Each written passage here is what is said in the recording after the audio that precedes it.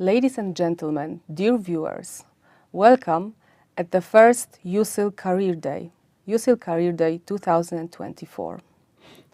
USIL Career Day is an event organized by the University of Silesia for foreign researchers, academics, and all interested in work at the University of Silesia in Katowice. The event is organized as a part of the Welcome to Us project, financed by the Agency of Academic Exchange, as a part of the Welcome to Poland program 2022.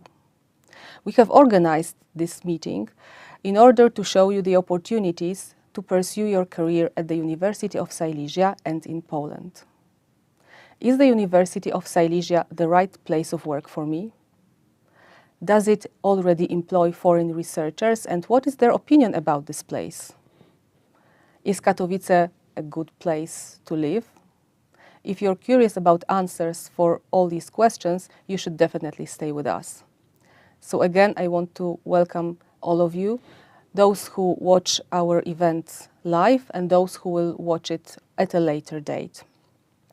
We will start from the interviews with our foreign employees, entitled Foreign Researcher at the University of Silesia, Insights and Experience. My first guest, who is already here with me, is Mr. Jodat Bakr, PhD, who works at the Faculty of Natural Sciences. Welcome and thanks for accepting our invitation. Thank you for having me. Okay, so could you share with us the story of your journey that brought you here to the University of Silesia and to Poland? Well, to start the story, as a first of all, I have to introduce also myself. I am Jodat Bakr. I have a PhD, and my home university is Süleymaniye Polytechnic University in Kurdistan region, northern Iraq. And how I came here, I had a friend, and now still I have it, on working at the university, and simply informed me that there is a call, and it is like kind of fitting to your background and area. So if you want to apply, you can apply. So I took the first step and followed the procedure, and finally I am here. Well, actually I'm about also to finish, because according to my contract, I will finish by the end of June this year. So it is it will be like 2 years for me. Mm-hmm.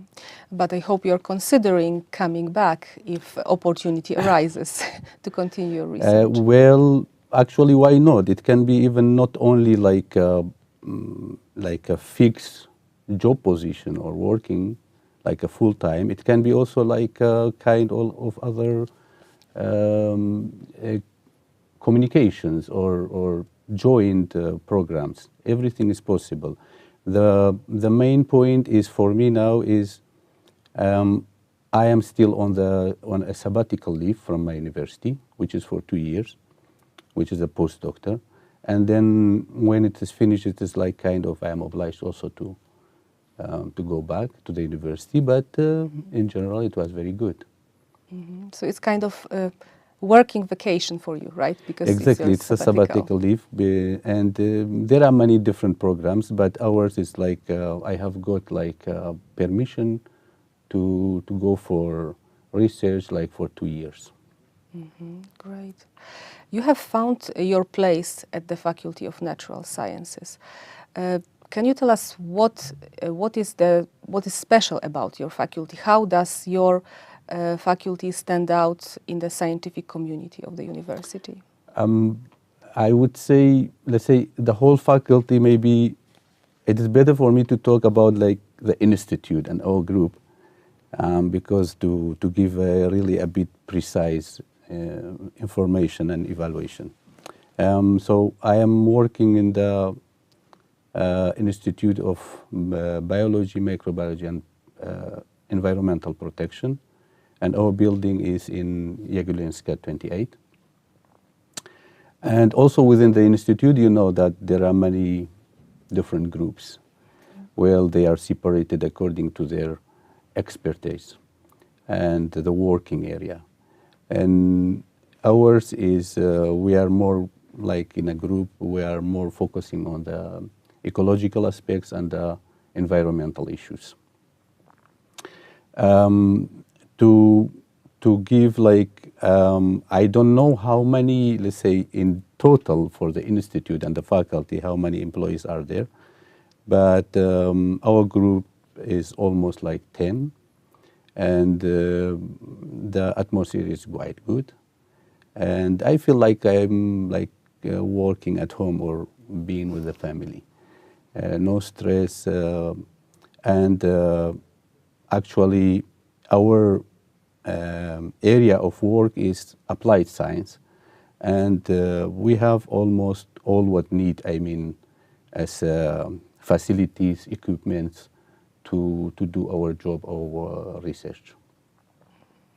Okay, so it's your team is small and you feel like in the family. That's great. Yeah, not bad. It's very good and no stress, and everything is going according to the plan. And to be honest, I am like satisfied. Okay, usually research is described in a very complicated terms that are hard to understand for, for the general public. Could you tell us something more about the essence of your work, about your research in the words that would resonate with everyone and that would be understandable? Well, our area, you know that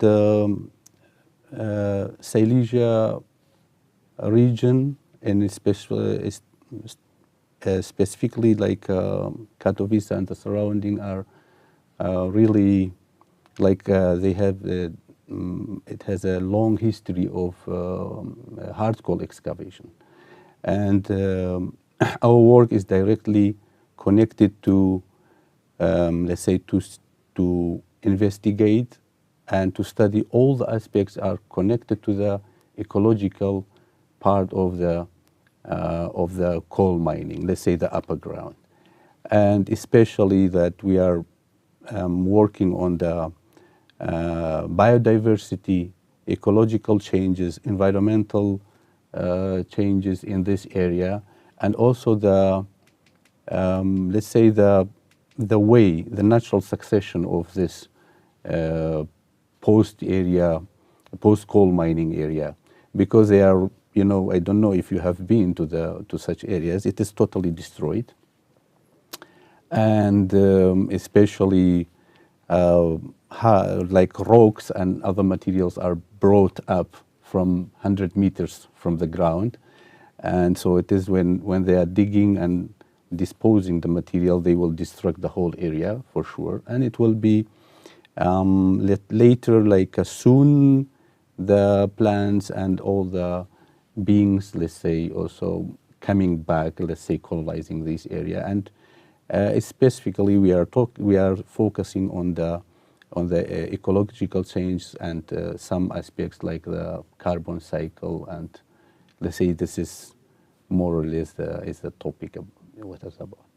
That is fascinating, and it's also consoling that although these materials from the mines are a waste and they are not very ecological, still the nature repossesses that Exactly. place. So it is also for me it was something interesting, because just like in a 1 year or 2 seasons, you will find again that plants are coming back and growing again, definitely in different pathway or aspects, but still it is like recovering, simply we will say, recovering until it is like in 10-15 years they became even again a forest.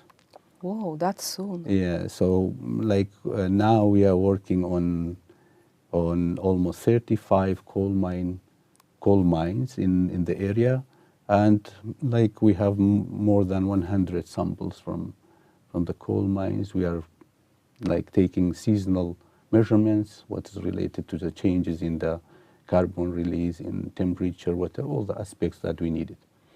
And most of them, if there are some even that like 5-6 decades of age, they became again forests. And if you look from up, you will see that it's a normal forest, but it is again growing on such material.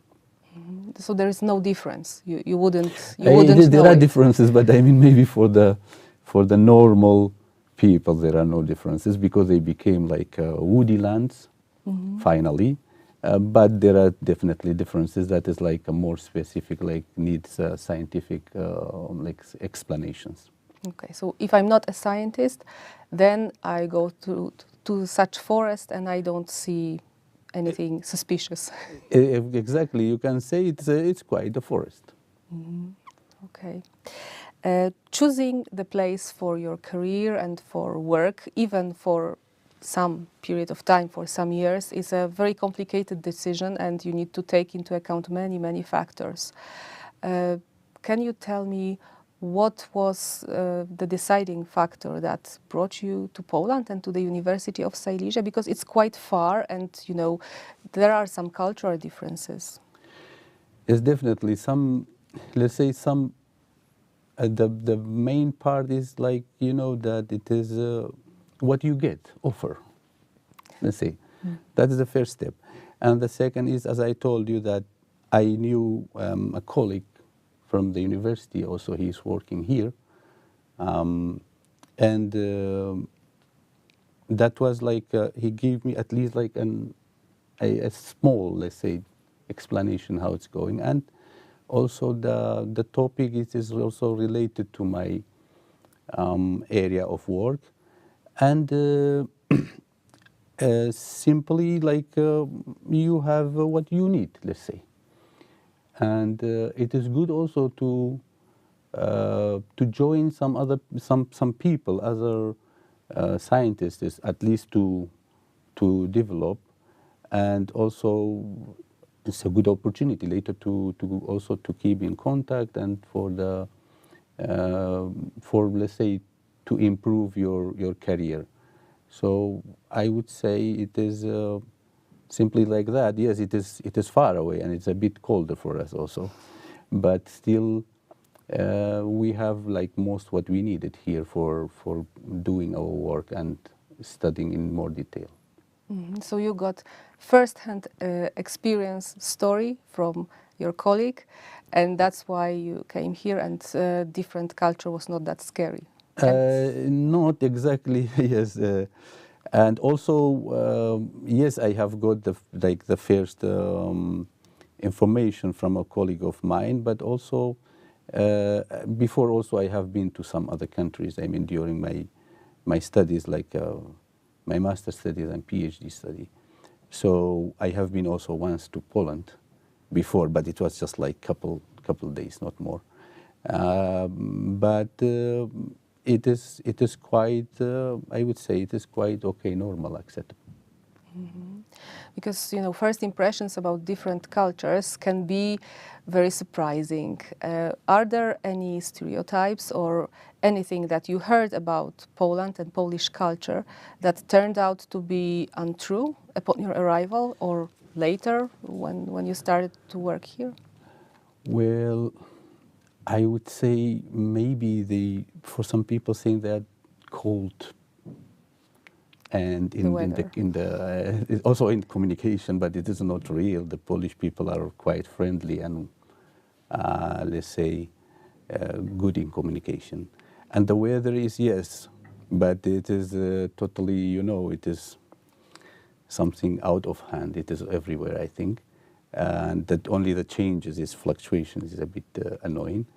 Otherwise, everything is fine. Yes, I would say there is nothing like to be like mentioned as it is like a shock or something like that. You didn't have a culture shock.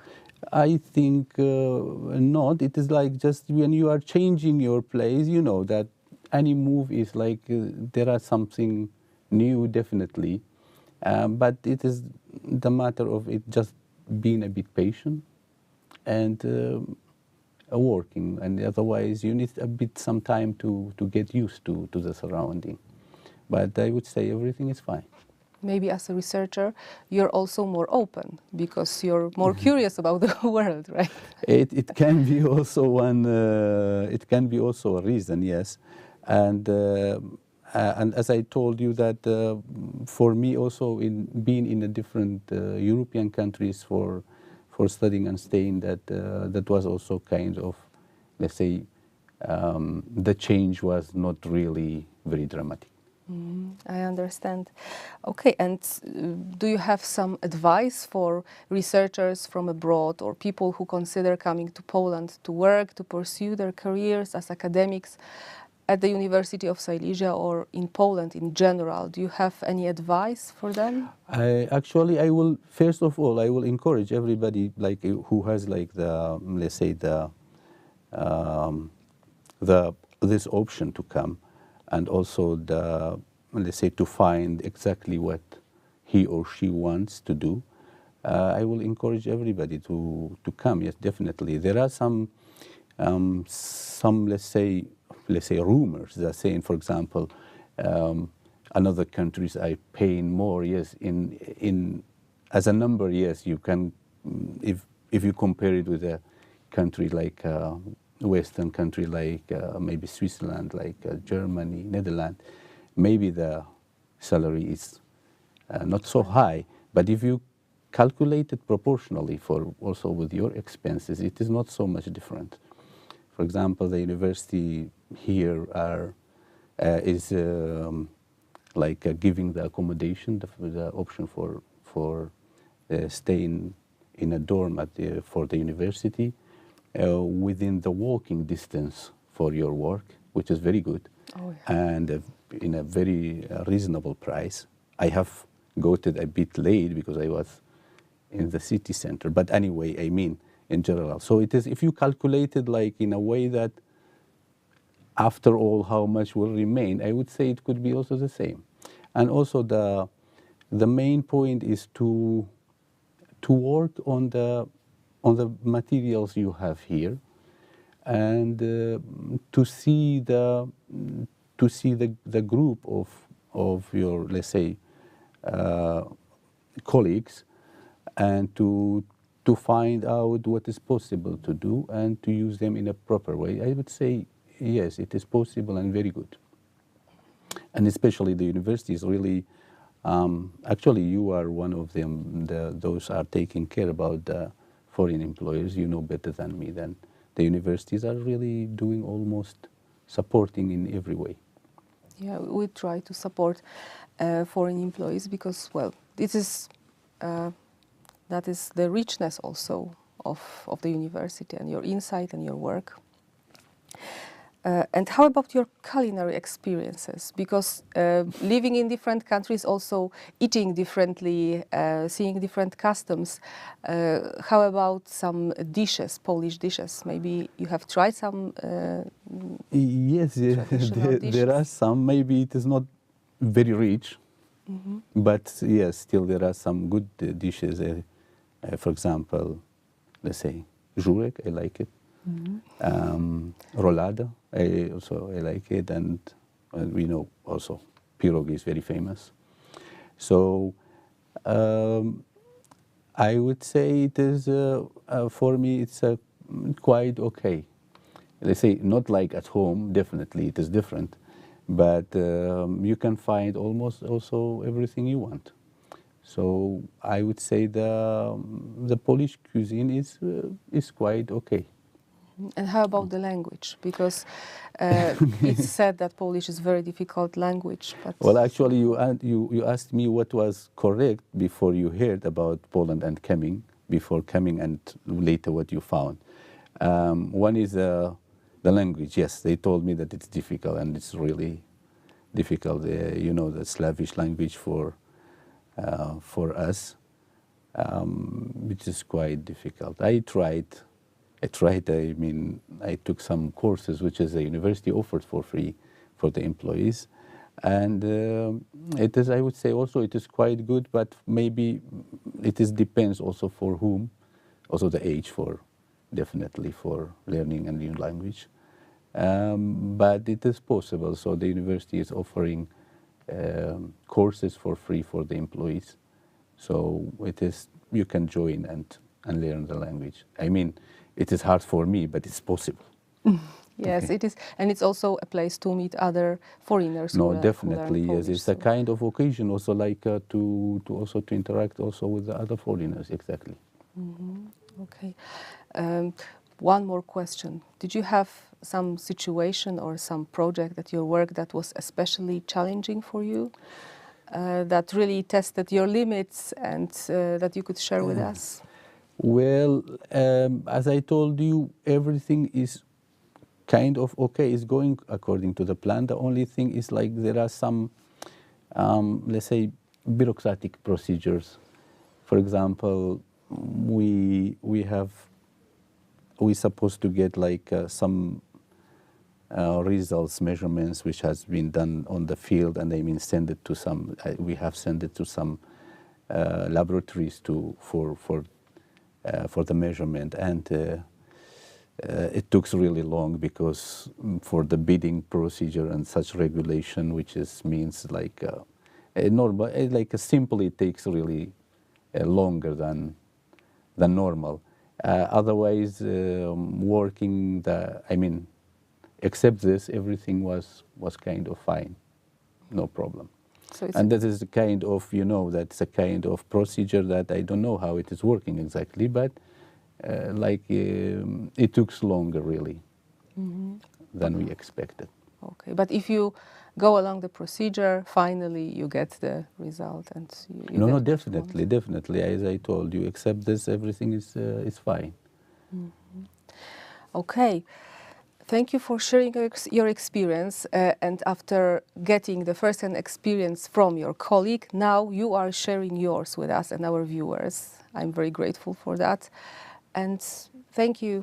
Thank you for also being part of the University of Thank you Silesia. also for having me again. We will check if there are some questions, but I don't see any questions. No, no, because our viewers can ask questions in the comments, but there are no comments. Okay. Thank you again. Thank you for you too. Uniwersytet Śląski to największa na Śląsku publiczna uczelnia. Założona w 1968 roku, jest zlokalizowana w 4 miastach. W uniwersytecie obserwujemy, uczymy się i odważnie patrzymy dalej. Z prawie 3000 kadrą zmieniamy naszą rzeczywistość. Corocznie zatrudniamy naukowców i badaczy z różnych krajów i kultur świata. Chcielibyśmy, aby każda nowo zatrudniona osoba, bez względu na swoje doświadczenie, staż pracy czy stanowisko, poczuła, że w Uniwersytecie Śląskim jest częścią zespołu, który współpracuje w dążeniu do osiągnięcia wspólnych celów. Z kandydatami prowadzimy rozmowę za pośrednictwem nowoczesnych narzędzi. Niezależnie od tego, gdzie jesteś, w Nowym Jorku lub Pekinie, dostosujemy się do Twojej strefy czasowej. Zespół pracowników Uniwersytetu Śląskiego służy pomocą na każdym etapie procesu zatrudnienia, od rekrutacji do zawarcia umowy. Z myślą o przyszłości, rozwoju i wsparciu stworzyliśmy pierwszy na Śląsku Welcome Point.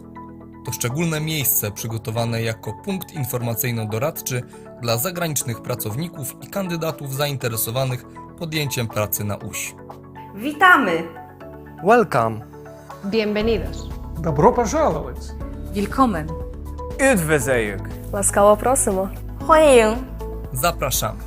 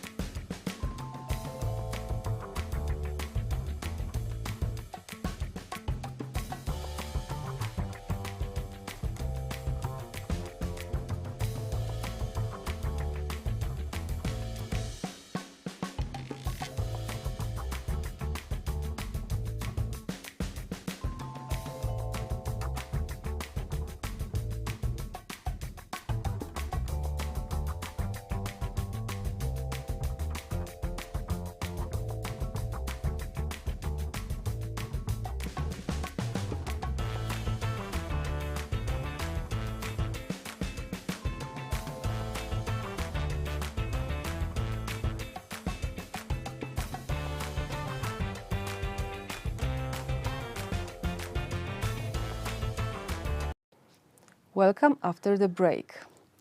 In a minute, we will start the second of our interviews, Foreigner at the University of Silesia, Insights and Experiences. My second guest is Mr. Tristan Schmidt, PhD, from the Faculty of Humanities. Welcome. Hello, nice to be here. Okay, thank you for agreeing to share your experience with us. Can you, for a start, tell us about your journey that brought you to Poland and to the University of Silesia? How did it happen that you came here? Well, that's actually a long story. So I come originally from a small town in northern Bavaria, but I started studying political science and history in Mainz, so in Rhineland-Palatinate in the western part of Germany. I got first contact with the possibility of studying and working abroad with an Erasmus scholarship in Madrid at the University of Complutense there. But I stayed in Mainz also for my PhD. That was in Byzantine studies. And yeah, maybe for those who don't know what Byzantine studies is, it's basically the medieval history of the Eastern Mediterranean. So we explore the successor state of the Roman Empire in the Middle Ages that stretched from Greece via Turkey, Syria, two parts of Egypt between 500 and 1500. This was my PhD, and as you can imagine, this subject is rather international. So during these studies, I had to go abroad several times to conferences, but also to research institutions such as Dumbarton Oaks in Washington, which is one of the most important ones. But I was always based in Mainz, and this stayed true also for the postdoc, which I did in a research group situated in Mainz and Frankfurt. And then my international experience really started when I won an Andrew Mellon Fellowship for Byzantine Studies that brought me to Turkey, to Istanbul, to Boğaziçi University to continue my postdoc there. And Istanbul, as the former capital of the Byzantine Empire, is very relevant for what I'm doing. So I enjoyed it very much. It was it's something different to really study your subject in a place that was so imprinted by that. And another fortunate coincidence was that while being in Istanbul, I heard of a call for applications for a project here in Katowice with a topic that was very close to what I was already doing during my PhD, so it fit very well to my research interest. I knew Katowice already from one presentation I held here, but apart from that, Poland was very unknown to me. But I accepted this, or I applied, I got the job, and it was a very fortunate outcome in the end. So since 2021, I'm adjunct here in Katowice at the Institute for Literary Studies. Quite a long journey. You have traveled a lot following your research interest and your passion, I think I can say. You have found your place in the Institute of Humanities. Can you tell us something more about your faculty and about how your faculty and your organizational unit stands out in the academic community, in the scientific community of the University of Silesia? Yes, I mean, I must say that with my profile, I'm a bit of an exception in the Institute for Literary Studies. I mean, literary studies plays a big role for what I'm doing with regard to medieval sources, but I am originally a trained historian. So what I very much like on this institution is its openness to include a lot of different methodologies, research topics and viewpoints. And I see it also in the collaboration with colleagues. We have classical philologists that are quite close to what I'm doing, but we also have people working on modern literature, on human nature relations in modern literature, which is actually what I'm doing in the Middle Ages. So there is a lot of, I think it's a quite fruitful environment to have so many different scholars working from different angles on common topics. Of course, there are other institutes, the Institute of History, that is a point of contact for me. And then if we go beyond the University of Silesia, we have this whole community of Eastern Mediterranean related studies in Poland, in Warsaw, in Łódź, in Wrocław, which is another like a circle of contact that I have when I do my daily work and my research here in Katowice. Another thing that regards the campus itself is maybe the infrastructure. I mean, the building's nice. I know that the institute moved before I came to Katowice from an old building, which I knew just briefly during this presentation I had. And yeah, I must say the new buildings are nicer. They are more spacious. There is a nice view over town. And I like it that Katowice is a campus that is situated in town. Like my old university, this was a rather isolated campus, a bit detached from town. But here you can just, when you need to think, you need a change of environment, you just leave your office, you go to a coffee place, you come back. So this is quite nice, this close connection between university and town here in Katowice.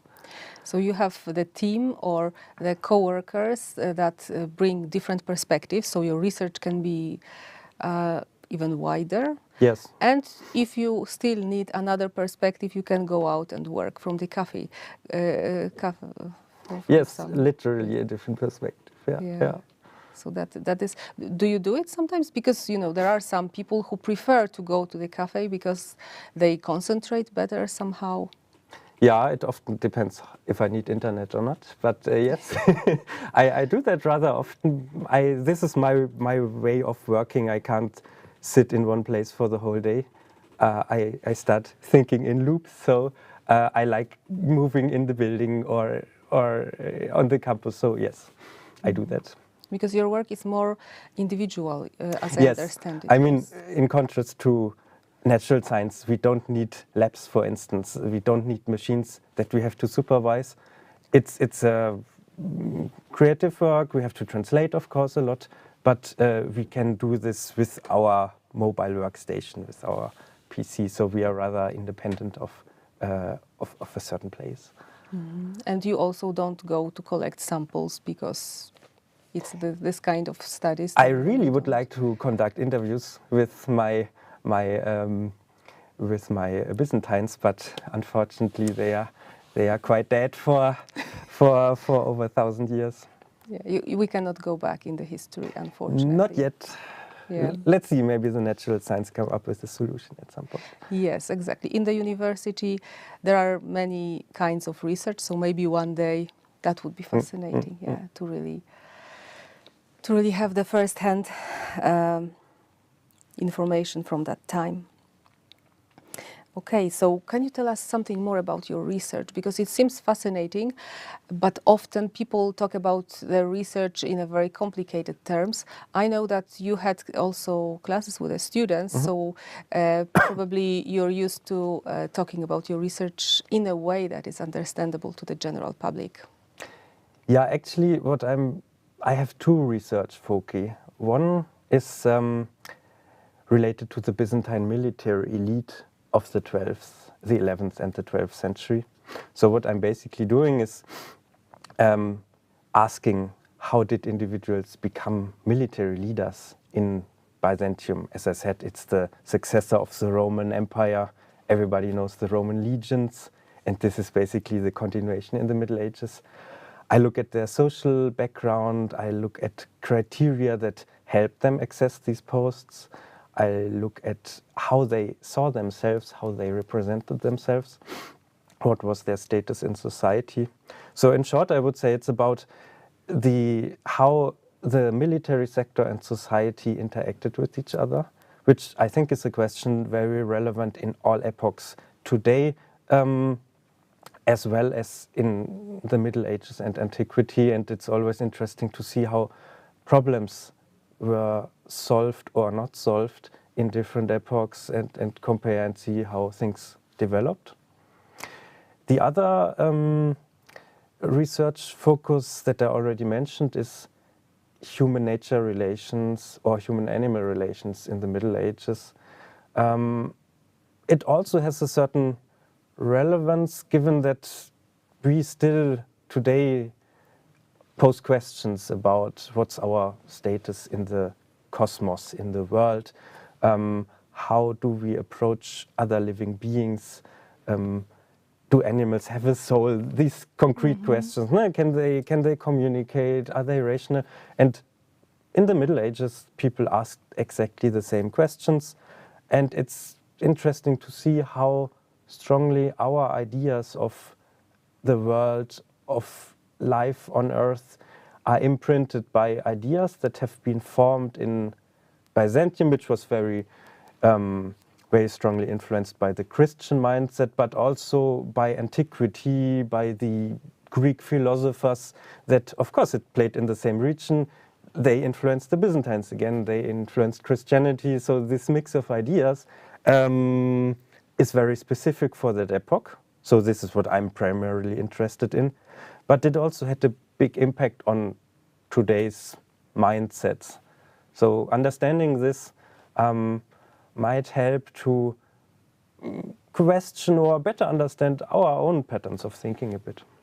That is fascinating, that the way we think about animals is similar, although Byzantine times, it's so long ago. True, but we are all humans, no? And I mean, our brain didn't develop so much, our ways of thinking, of perceiving the world didn't develop so much between, let's say, 1000 AD and 2000 AD. So, of course, culture changes, and this is where we historians come in. But at the same time, there's this constant of the human itself, which makes these questions, in a way, relevant for humans of any epoch, I would say.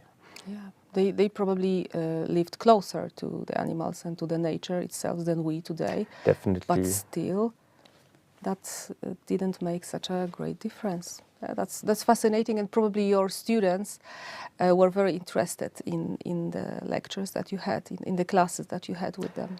Yeah, I mean, when you come with Byzantium first, people look a bit strangely at you and ask what the hell is that? But if you explain it a bit better, and I mean, Byzantium is a very artificial term. When you say Eastern Roman Empire, it gets much clearer, and then it becomes much more relatable. Yes. And I think that is the moment when you see the spark in their eyes and they start being interested. Yeah, indeed. What you say. Okay.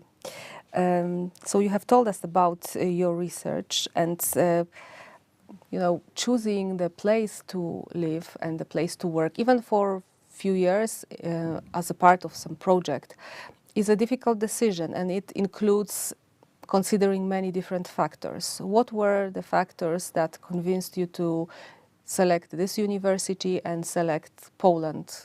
I know for you it's not that far from your home country, but still there were some aspects that made you decide to come here.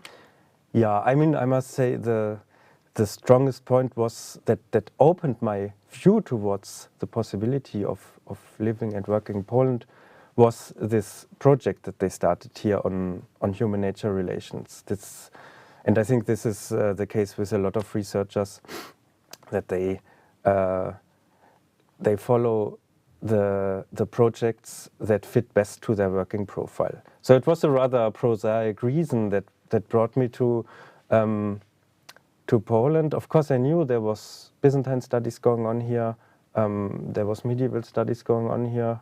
I knew some publications, but that was it. It was kind of an exploration of an unknown place. And yeah, I mean, now being here for, well, almost 3 years, I can say it was the right decision, not just academic-wise, but also, I mean, my wife came with me here. We both live now here around Katowice. And there's a lot to explore. It's a nice place to live. So yes, this was a good decision. Mm-hmm. And do you have some advice to people from different countries, to researchers or academics or anyone who is interested in coming to work in science in Poland? Do you have any advice about what they should expect or how they should prepare, or any kind of tips for them? Well, I mean, as I said, trying to find a place, deciding where to go, there are a lot of factors that are not entirely in your hand. Can you move? Do you want to move? What are you working on? Where are the projects and so on? But I would say if there is a chance to spend some time here, or even a long time here, do it, because the research infrastructure, the living environment and so on, this all works very well. So working here was quite beneficial to my projects. And as said, also as a region, Silesia is pretty rich. We have these mountain ridges in the south where you can go on the weekend. It's very green. I think Katowice is one of the greenest cities in Poland, which one wouldn't expect given the industrial history of the town. But of course, industries change, infrastructure changes, and I guess it might be comparable to the German Ruhr area, which is also much greener than we would think in our stereotypes. So it's worth exploring these areas and getting an own impression of them. Yeah, you're right. I also heard that the Ruhr district is also industrial, so it might be like with Katowice, a totally different story now after a time. Mm-hmm. And how about your culinary experiences? Because changing culture also includes trying different dishes, trying not even Polish dishes, but also sometimes Silesian regional dishes. And how did you like it? And was it to your taste? Do you have any special food that you like a lot? I mean, since Silesia is so, let's say, on the historical scale, diachronically, it's so multicultural, and we have a shared history, Germans and Poles in Silesia. You see this really in the culinary offer that they have. So, for instance, these kluski, I'm from Bavaria, so our kluski are of course bigger than the ones here. But apart from that, you see a lot of common features. So it wasn't so foreign to me, I must say. It was interesting to see how culinary traditions change from region to region very slightly. There were, of course, surprises like this barsch, for instance, which I imagine completely different, much denser, and here I found out that you can actually drink that. So this, I think, also my acquaintances in Germany, when I told them about this, they didn't know that. We don't know about this, at least in the region where I come from. So yeah, there are differences, but there's also a lot of common ground, I would say. Mm-hmm. So you felt, in terms of cuisine, you felt more at home, but still, sometimes small changes are more surprising, yes, right? And yes. I think we have, I know, 3 kinds of barsch, so there are different kinds. So of there it. are 2 more to explore. That's always interesting. Okay, and are there any myths or any stereotypes that turned out to be totally untrue about Poland when you came here, or after you came here? You know, sometimes you discover new things not only upon arrival, but after some months or years. Now, again, I must say that I mean, being raised in Western Germany, the curricula there were very much focused on Western Europe. Maybe, I mean, school curricula are always lagging a bit behind. It takes time till they are adapted. Mm-hmm.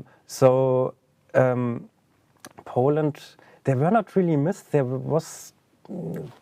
was rather unknown to us, I would say. I guess decades of the Iron Curtain contributed to this, and this awareness is trickling in now.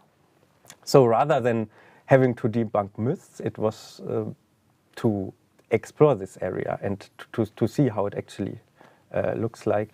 And I made this experience also with the many visitors I got from Germany here. They too didn't really know what to expect.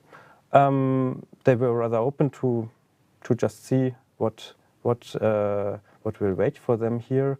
And they came home having discovered a new region to which one could come back for holiday or for other reasons. There was it just enriched their picture of Europe in that sense. No? But to come back to your questions, I didn't know of any myths specific to that country that had to be corrected in some way. That's great, because starting from the beginning with a clean slate, that's I think that's quite interesting. Okay, thank you for sharing your experience with us and for being part of the University of Silesia in Katowice. We will check if there are any questions from the viewers, because in the chat you could ask them, but I don't see any. No, I don't see them. Okay, so again, thanks for joining USIL Career Day, and see you sometime in other of our events. Many thanks to you. Uniwersytet Śląski w Katowicach to bardzo dobre miejsce do pracy, dające duże możliwości w zakresie współpracy międzynarodowej. Od lipca 2020 roku jesteśmy członkiem Uniwersytetu Europejskiego Transform for Europe. A laboratórium tökéletesen felszerelt, és egy kiváló helyszínt biztosít a tudományos kutatásaim elvégzésére. A kollégáim rendkívül segítőkészek. Lavoro come microbiologo all'Università di Silesia in Katowice, dove mi occupo nella mia attività di ricerca di migliorare il futuro del nostro ambiente. The University of Silesia is an ever-growing and evolving scientific institution where young scientists, researchers, and students can come, learn, grow, build their career, and then make a contribution back to the local population. 실레지아 대학교에서 연구하고 강의하는 것은 저에게 폴란드 문화와 폴란드 언어를 더욱 깊게 이야기해주며 유서 깊고 다양한 실레지아 문화를 만나게 해줍니다. Jako matka samoživitelka oceňuji možnost přizpůsobit si rozvrh hodin svým potřebám. Jako akademický pracovník plně pociťuji podporu univerzity, pokud jde o mój akademický rozvoj. Powiększanie dobra wspólnego, jakimi są nauka i edukacja, oto unikalny składnik pracy w Uniwersytecie Śląskim. Uniwersytet tworzą ludzie. To im staramy się zapewnić dobre warunki pracy oraz atmosferę sprzyjającą prowadzeniu badań na międzynarodowym poziomie. Działania podejmowane przez Uniwersytet są zgodne z zaleceniami Europejskiej Strategii przy zatrudnianiu naukowców, o czym świadczy przyznane Uniwersytetowi wyróżnienie HR Excellence in Research. Nazywam się Małgorzata Myśliwiec, jestem profesorem w Instytucie Nauk Politycznych Uniwersytetu Śląskiego w Katowicach. Sono Franco Magurno.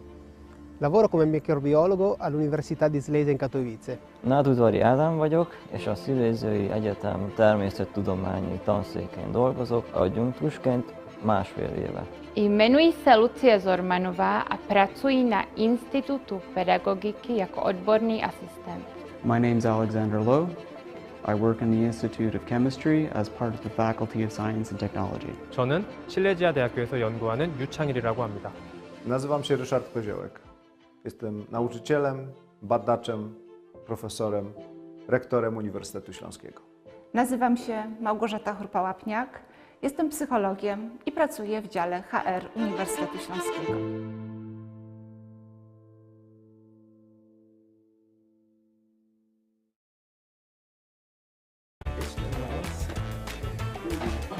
Armed with that, I have questions. Yeah. Okay, so we will sit together. Hi, Generally, thanks for coming. Okay, so let's have a seat here, and I will sit here, because I think we will not.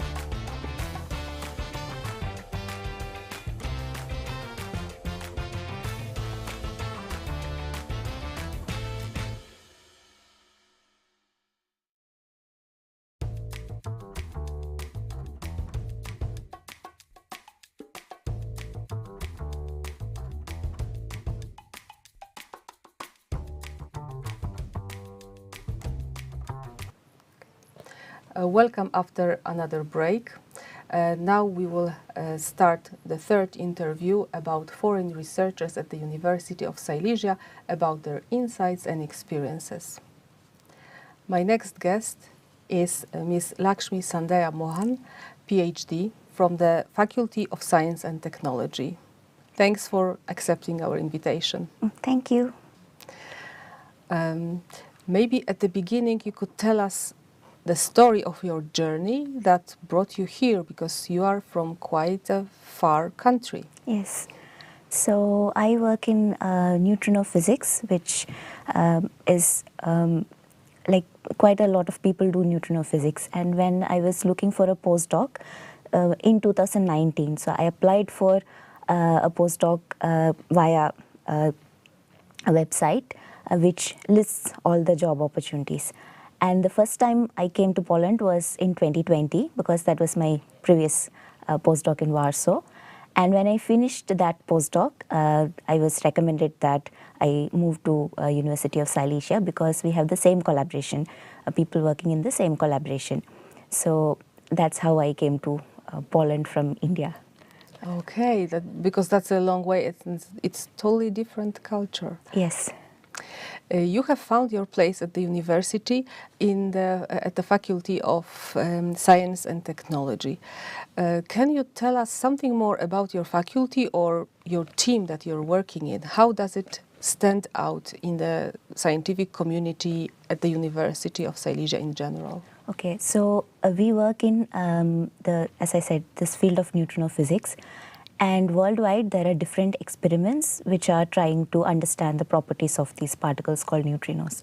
So in our department in University of Silesia, the group works on 3 different experiments named as Super Kamiokande, Tokai to Kamioka, and Hyper Kamiokande.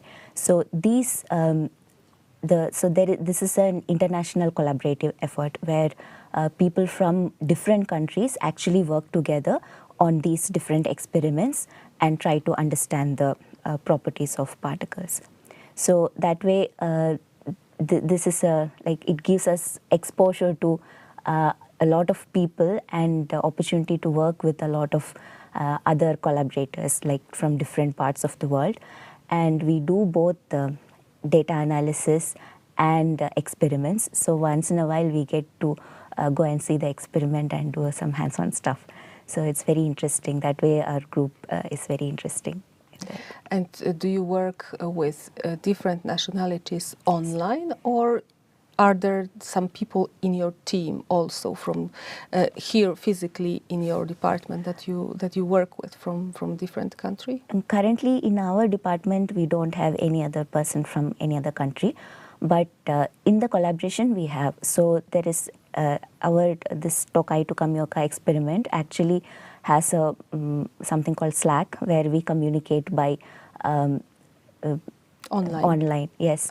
And that is quite effective. It was very effective during COVID also, because we could talk to our collaborators.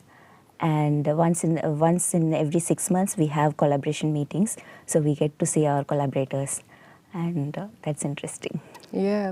Meeting in person is totally a different story, right? Yes.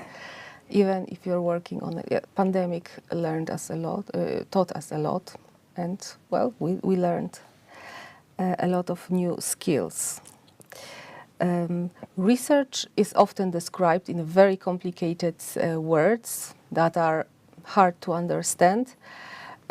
But could you try to tell us in very general words that would be understandable something more about your research? Okay, so I'll try. So as I said, I work in the field of fundamental physics. So neutrino physics is very fundamental. As of now, it doesn't have any practical application in the world.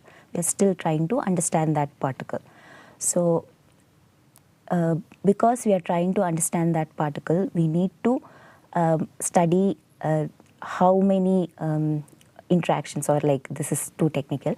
So we develop experiments in such a way that different experiments will be able to study different properties of the particle. Not all experiments can study the same all properties together, but we need to do this. And we gather bits and pieces of information from here and there. That is, one experiment will give us some information, the other will give us some information, and we collect it and say that, okay, these are what I observe, so I think that this particle behaves like this. And why is neutrino important? Because it can actually help us understand how our universe evolved. So this is we are all curious about how we came to exist. So this tiny particle has a very important impact on how the universe evolved, and it also has different, say for example, if somebody is making a some kind of weapon based on nuclear weapons. So neutrinos can help us identify if somebody has a stash of nuclear weapons somewhere. So these are some studies which are going on in other fields, but I believe that in far future or somewhere in the future we will actually get some applications. And another thing is that we can study our own Earth. With not many things are known about the structure of our Earth. So it will help us understand how our Earth is, or what is our Earth made of really. So that I think is some... Yes, thank you. That was described in a way that I could understand. I am not a physicist or a chemist. And I find it really surprising that we can find answers about the beginnings of the world by studying the very basic things of the materials. Yeah, that is very interesting. That so basic things can lead us to big subjects. Yes. Choosing place to live and choosing the place to work, it's a difficult decision. You also made it. You came here from a very far country.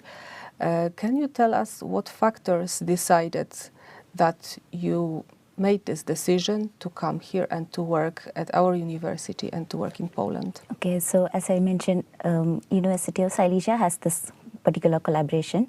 So I could continue working on the 2 different experiments I was already part of. And I find it good that I came here and I'm still able to continue my work as the... So that was the main deciding factor that I came to University of Silesia. You just followed your passion. Yes. Work and your passion. First impressions of a new country can be very surprising, sometimes misleading. I'm sure you must have heard some things about Poland, maybe some stereotypes or some information that proved to be totally untrue when you came. Can you think of things that you heard and it turned out to be something else or incorrect, simply? So I did not have any myths or any such kind of information about Poland. I mean, I always knew about Poland because where I come from. So we used to have a very famous movie when I was a kid.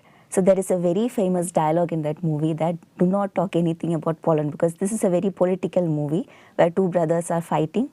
So they belong to 2 different political parties and 2 brothers are fighting. So there was a discussion that it was probably in the 90s. So in the 90s, pre-90s, Poland itself went through a lot of changes, right? Mm-hmm. So there was that mention. So we knew about country named Poland already. And of course, we study history. So Poland, I knew as a country always. And of course, Marie Curie is from Poland, right? Mm-hmm. So yeah. Your fellow researcher, so to speak. I mean, Marie Curie was the woman who inspired all of us women to, in a way, to come to physics. Mm-hmm. So then she was born in Poland. So somehow I always knew about Poland, that Mm-hmm. there exists a country. So but I did not have any myths about it. Yes, and yeah, you're right that usually you don't associate a lot of women with physics because it seems technical and, well, it seems more assigned to men. But yeah, I didn't know that she might have been such an inspiration. I knew she was a great researcher, but that is surprising. Okay, and what advice would you offer to other researchers from different countries, people who think about pursuing their careers in Poland and at our university? Do you already have some advice? Because I know you're here for some months, not very long, but maybe you already have some tips and some advice, what to expect, what to prepare, what to think. Yeah. So there is a nice opportunity to come to our department, and as I said, our group works in this international collaboration. So if you are really interested in working with a lot of people and collaborating with a lot of people and that kind of experience, you should come and join our department and group. And so for postdocs, I also teach. So this was a nice experience for me because it gave me some confidence that, okay, if I go to a class and face some students, I won't be scared, that at least I can teach them something. So this is some experience a good experience which I'm gaining after working in our department. So, and if you're coming from a hotter weather, be prepared for to dress properly during winter and so on. So that may be my only tip weather-wise. So you should be a bit, prepared for the cold weather. And it's also amazing because you're coming from some 13 degree, 9 degree latitude to a 52 degree, 50 degree latitude, and it's so much different. And the nature itself is different, so that itself is a nice experience for you. But the air also probably feels different, right? It's maybe less or more humid. I'm not a specialist. Yeah, but air, I also don't know much about humidity, but it's different. So yeah, the cold is always problem for us also, not only for foreigners, but that is true. Okay, so you're also teaching, and you said it is a nice experience for you because, well, your subjects seem to be rather difficult, but you say still students can learn, and you find it satisfying. Yes. So I'm teaching related subjects this semester, so it's my revision also. So when I'm teaching, I'm learning. Oh, that is even more interesting. Great. Okay, and our culture, like every other culture, is also connected with some nice traditional dishes, with some cuisine. Do you have some favorite Polish dishes, or have you tried something special, or maybe you have tried something that was totally not to your taste because you're probably used to more spicy cuisine? Yeah. But I like bigos quite a lot, bread and bigos. And I like Polish donuts, which are the cream and jam-filled donuts that I really absolutely love. But pierogi, of course, we all love. Pierogi is international. Yes. So, yeah, so I love Polish cuisine. I don't mind a non-spicy food in that sense. I'm ready to try all sort of food.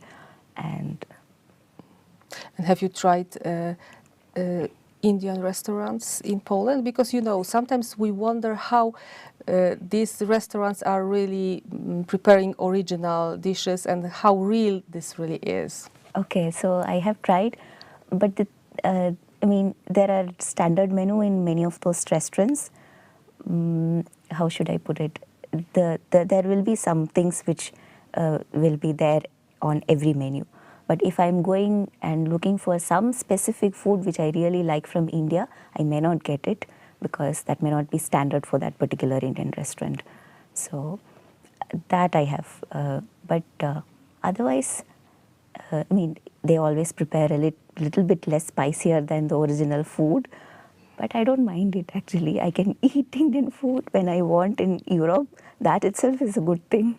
Like, I mean, yeah, it's far. And do they ask you sometimes? Do waiters ask you if you like the dish? And well, because they might think that, well, you're speaking different language. Maybe this is your national dish. Aren't they curious themselves how you grade or how you? No, they don't ask your opinion ever. Okay.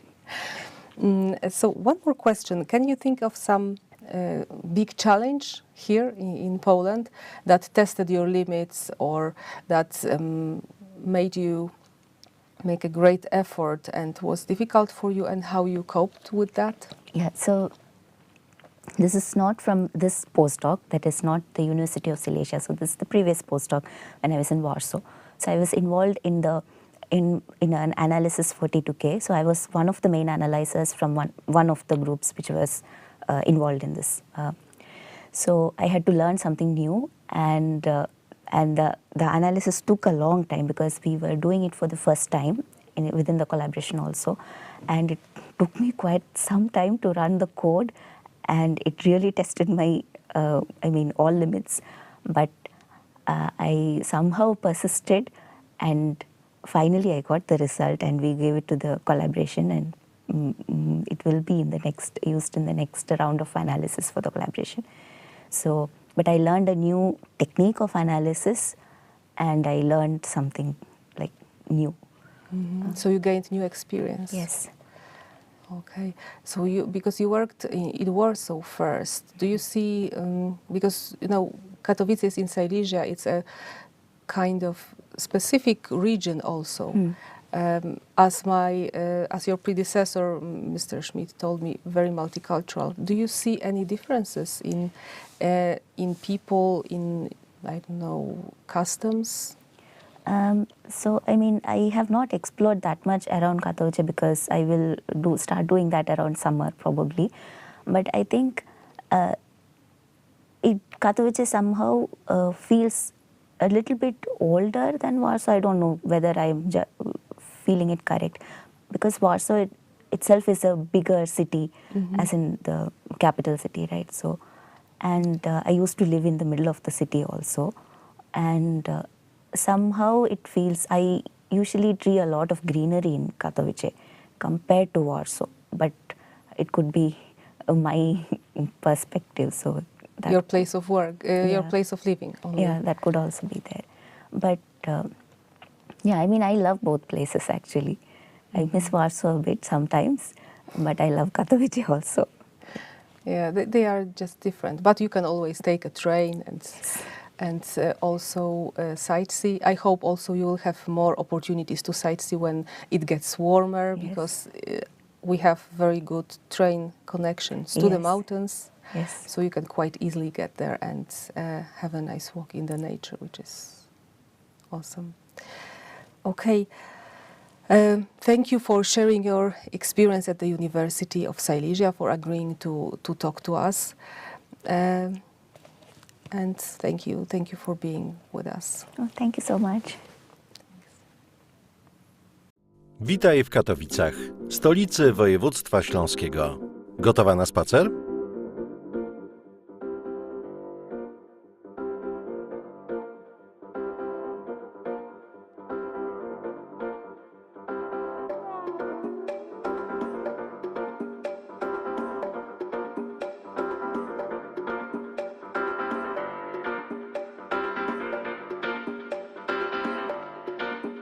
Jesteś na katowickim kampusie Uniwersytetu Śląskiego. Wydział Humanistyczny wprowadził się do tego budynku w 2021 roku. Zajrzymy do środka.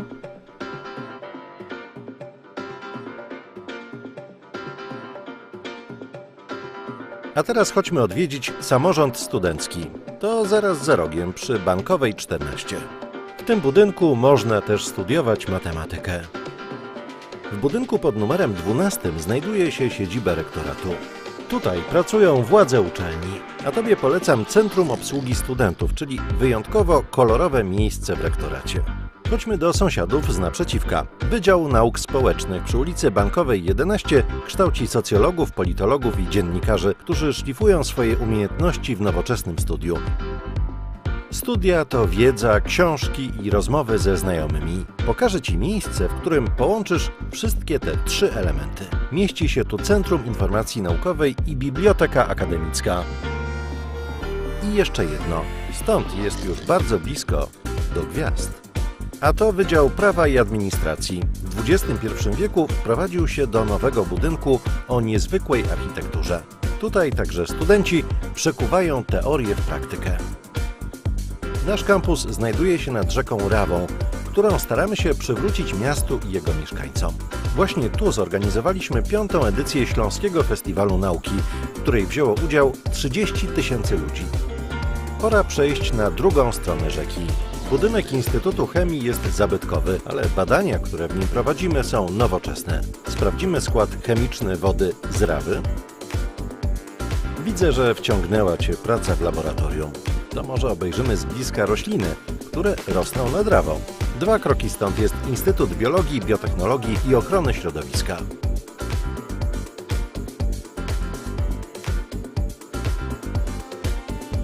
Czas na spacer ulicą Warszawską, która powstała na długo zanim Katowice stały się miastem. Uważaj, żeby nie przegapić skrętu w lewo. Przy ulicy Pawła III mieści się Szkoła Filmowa imienia Krzysztofa Kieślowskiego, w której kształcimy m.in. reżyserów, operatorów i producentów filmowych. Wielokrotnie nagradzany budynek Szkoły Filmowej to połączenie tradycyjnej śląskiej architektury z finezją nowoczesności zaproponowaną przez hiszpańskich architektów. W tych pięknych wnętrzach uczą się młodzi filmowcy, których dzieła są oglądane na całym świecie. Także w Katowicach, gdzie nie brakuje kultowych kin. Czas na dłuższy spacer, w trakcie którego zobaczysz wizytówki miasta, strefę kultury i legendarny spodek.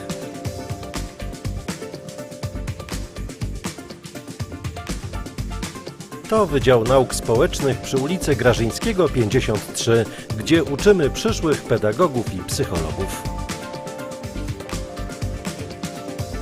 Spacer ulicami Mariacką i Dworcową to dobry moment na łyk kawy.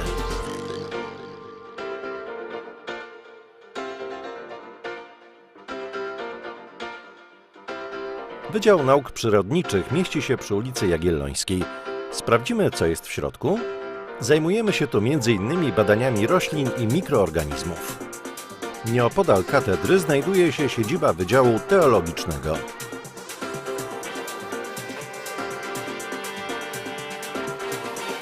Jesteśmy w dzielnicy Ligota, gdzie znajdują się nasze akademiki.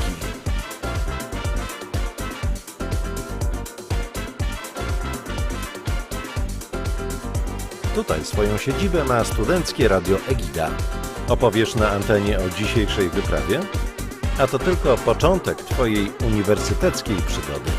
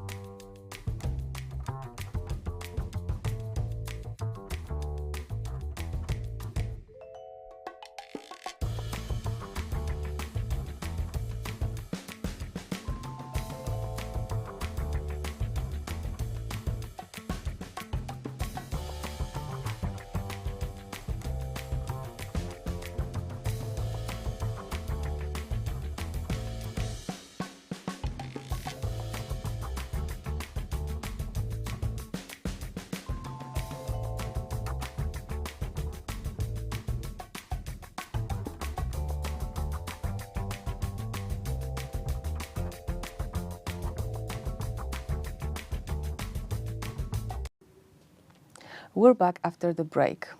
My next guest is Małgorzata Chrupała-Pniak, PhD, former academic teacher and deputy head of the HR department, who also supports Welcome Point very often in terms of employing and in terms of supporting foreign employees.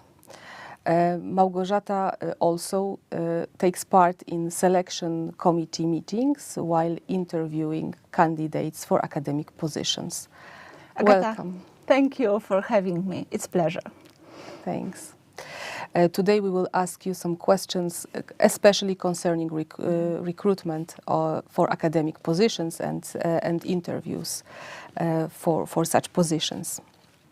Maybe let's start from reminding our viewers about where to find job offers and announcement of the open calls of the University of Silesia in Katowice. Yes, this is a very important question because now we have a great number of announcements. And in the beginning, I should say that according to Polish law, all universities are obliged to publish all the open call announcements in 3 channels. First, this is the local channel at the university web pages. In our case, this is www.us.edu.pl.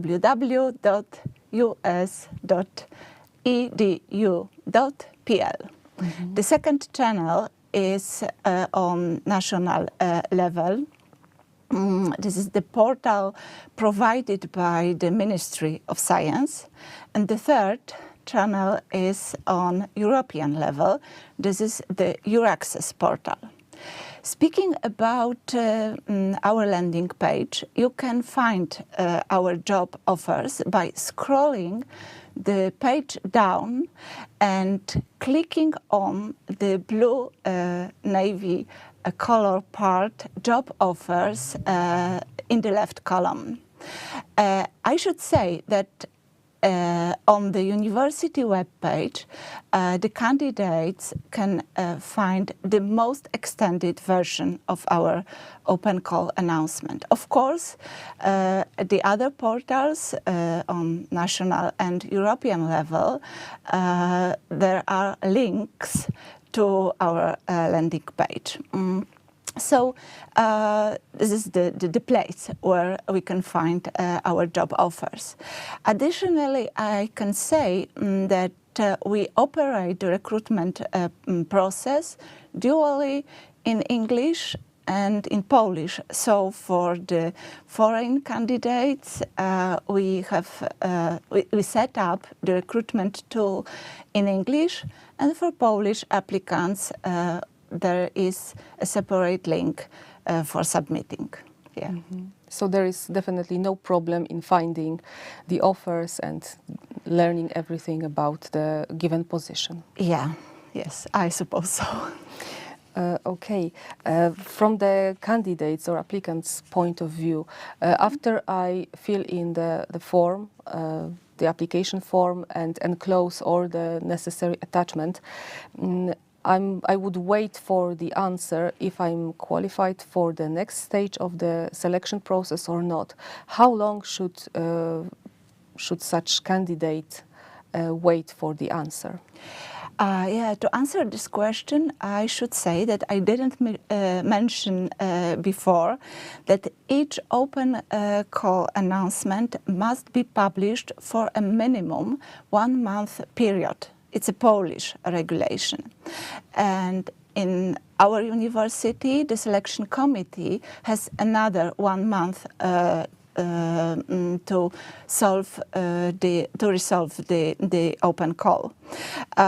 That's why for some candidates, especially for those who apply early, the time of waiting would appear quite long for waiting for the information from selection committee about the next steps.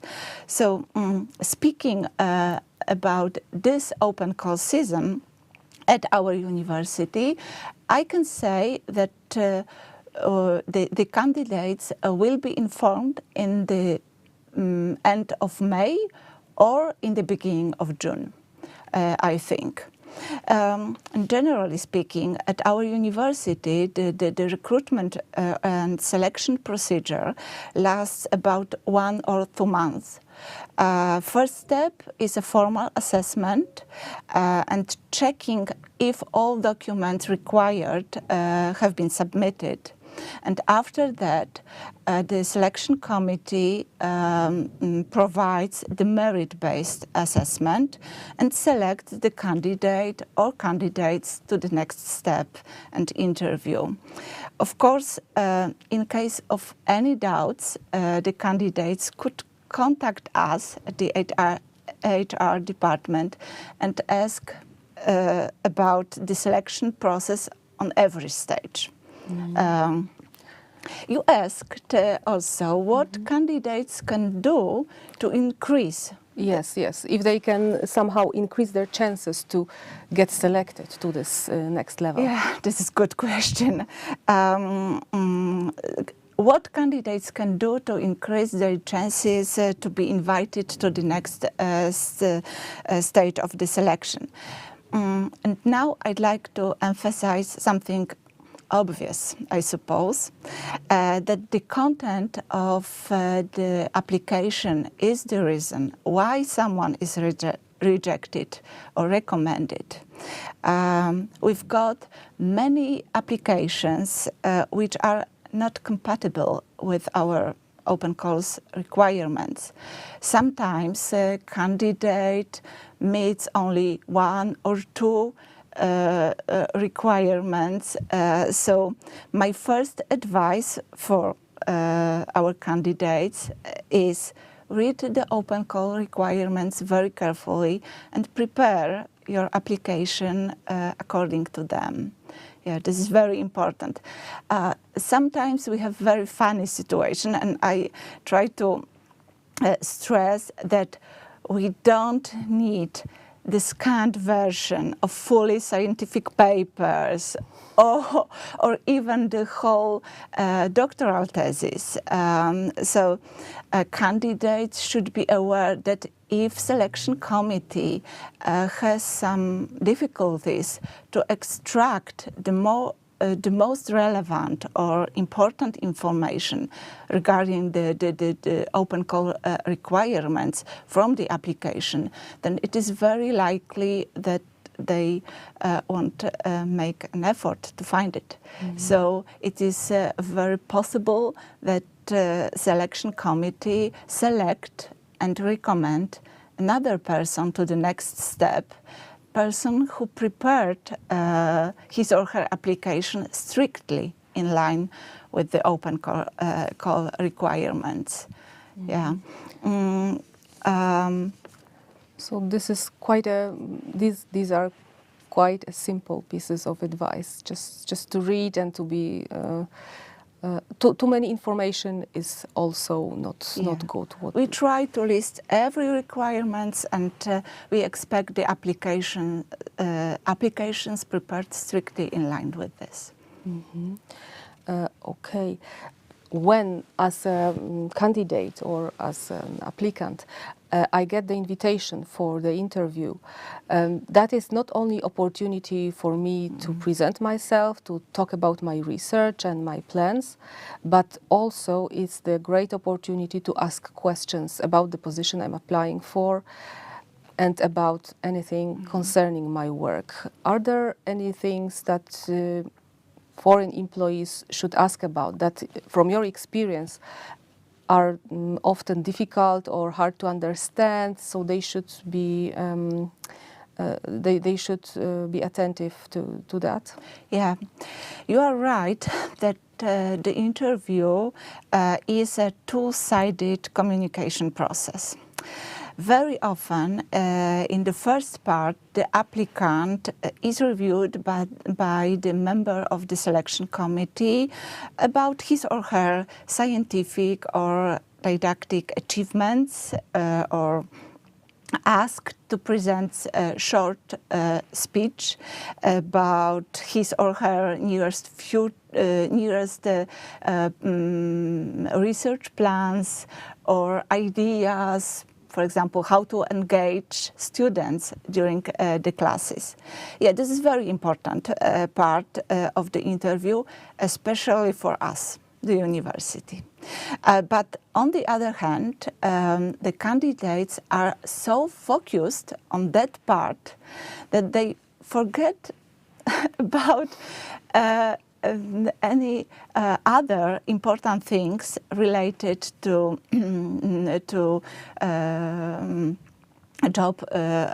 job offer. I mean, candidates forget about terms of employment, work conditions, social or financial costs related to, moving from abroad and to another country. So we try to arrange the interview in the way that gives the candidates time to ask the selection committee about any unclear and important for them information. So for foreign candidates, I think that everything could be unclear and new. So for example, the structure of academic year in Poland, or our university's rules concerning remuneration, or our rules related to promotion processes. So yeah, I think that during the interview there are no wrong questions, and I'd like to enhance the candidates to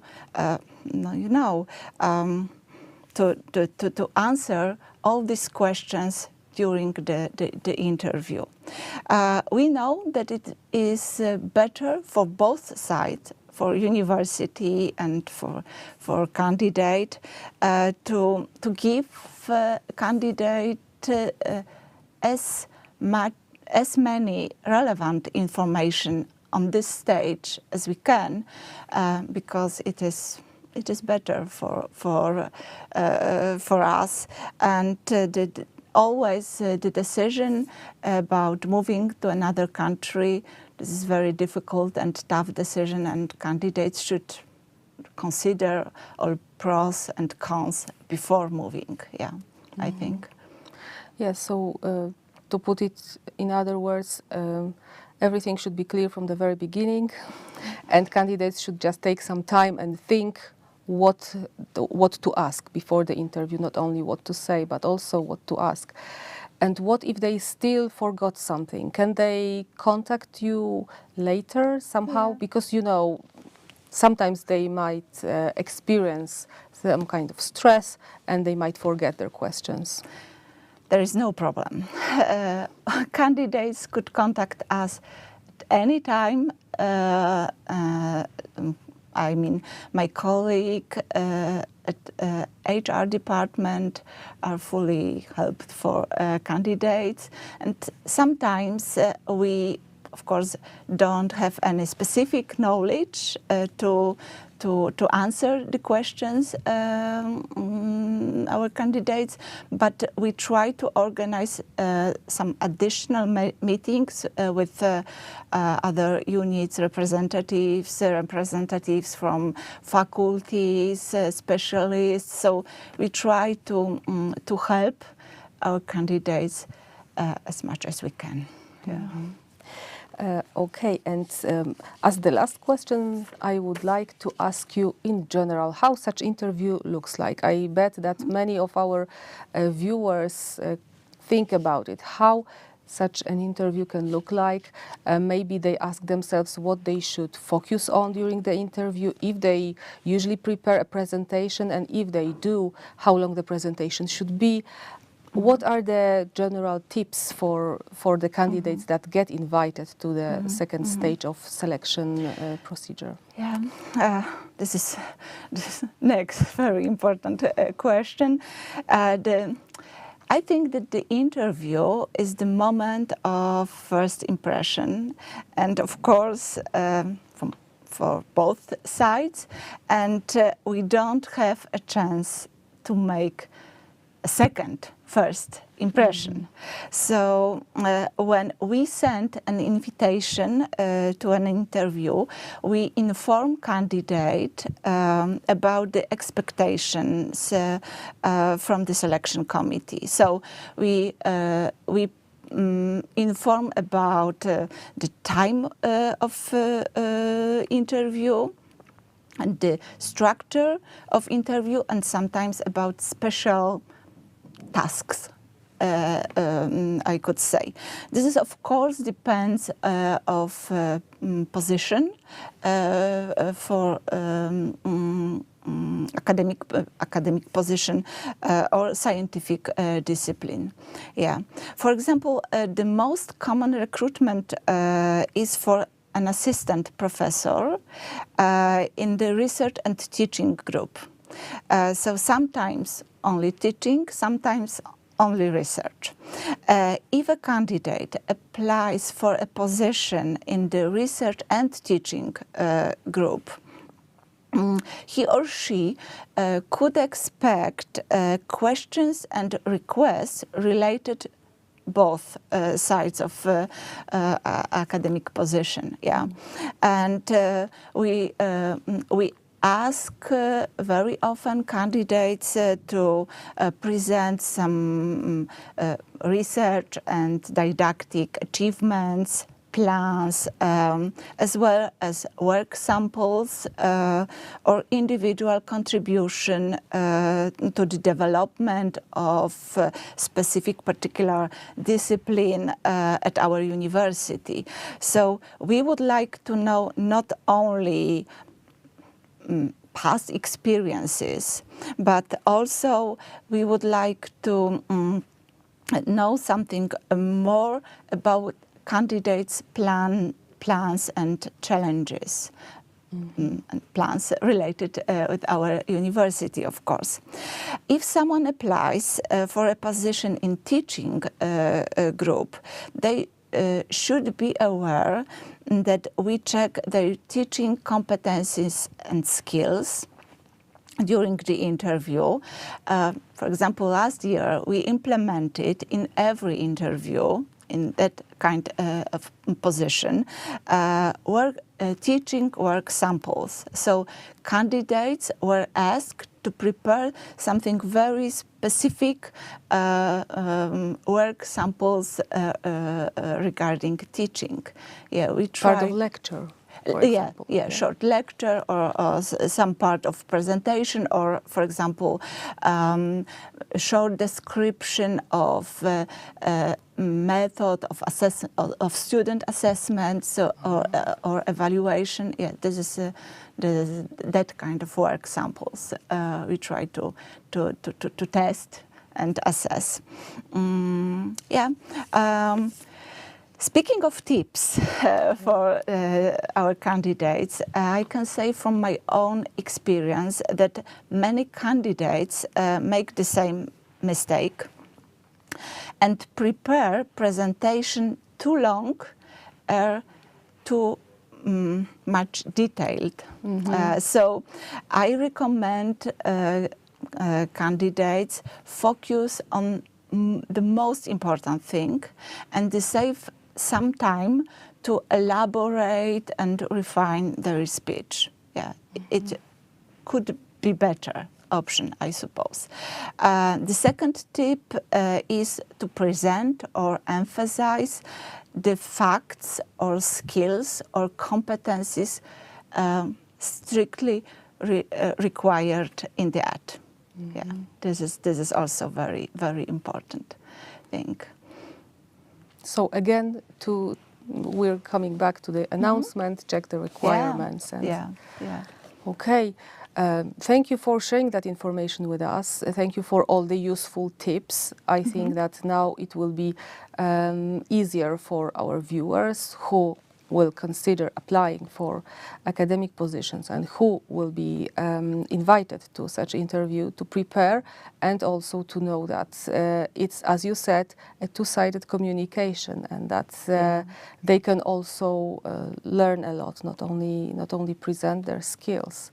Yeah, if I can, in the end, I'd like to enhance to visit, of course, our website and find more information about the university and about current job offers. Now we are in progress of publishing the open call announcements. So in the beginning of May, candidates will be able to learn more about the current offers. So I hope we will receive many interesting and attractive applications, and perhaps for some candidates the new adventure at our university will start. And thank you very much for invitation, and I hope that now the recruitment procedure is at our university is not so scary, and we look forward to receiving new candidates and applications. Thank you very much. Thank you. Okay, that was last interview. After the break, we will have two presentations. Now you see that, as Małgorzata said, interview is nothing scary at our university. Of course, we also recommend checking the job offers, as well as the website of the USIL Career Day, where you can find also more information about recruitment process and about employment process. There are podcasts that you can also check there. Thank you again. Thank you. See you after the break. Sosnowiec powstał i rozwinął się dzięki tysiącom ludzi, którzy w krótkim czasie przyjechali tu z różnych stron. Zwiedzanie zaczynamy od Wydziału Nauk Przyrodniczych, który w Sosnowcu ma swoją siedzibę w najwyższym budynku akademickim w Polsce, czyli popularnej Żylecie. Dinozaurzyca Zuzia stoi tu nie bez powodu. W Żylecie znajduje się Muzeum Nauk o Ziemi, a studiują tu przyszli geolodzy i geografowie. A teraz chodźmy zobaczyć, jak wygląda miasto z wysokości 80 metrów.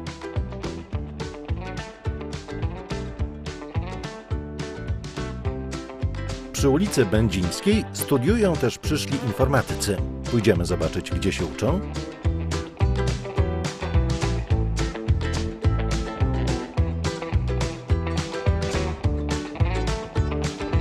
Nieopodal Żylety znajduje się miasteczko akademickie. Chyba czas pomyśleć o zakwaterowaniu.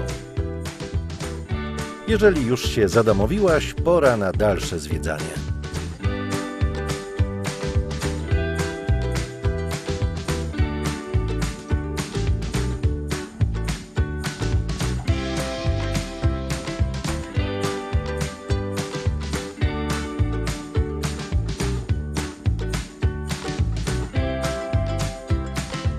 Nowoczesny budynek przy ulicy Grota Roweckiego 5 jest jedną z siedzib Wydziału Humanistycznego Uniwersytetu Śląskiego.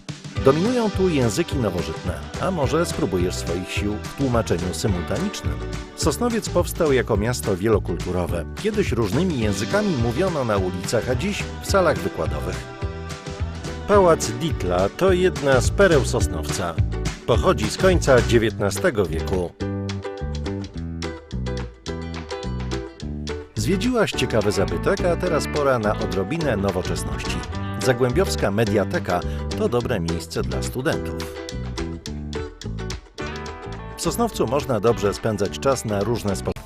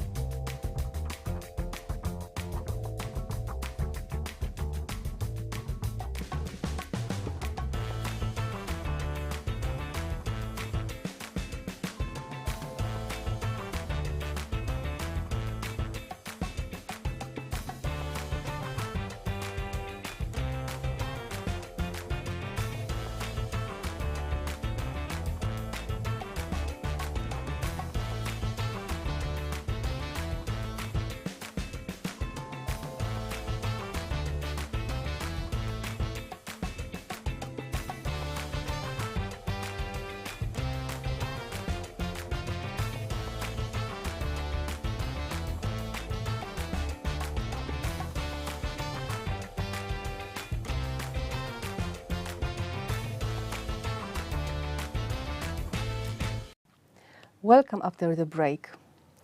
And in a minute, we will listen to the presentation of Jacek Nowak, head of the Industry Cooperation Office, who will tell us more about a special place recently opened at the university that will support university's cooperation, also cooperation with industry, startups, and general external environment of the University of Silesia in Katowice.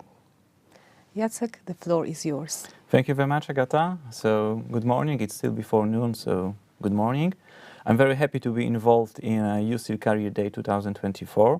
Many thanks to organizer for having me here.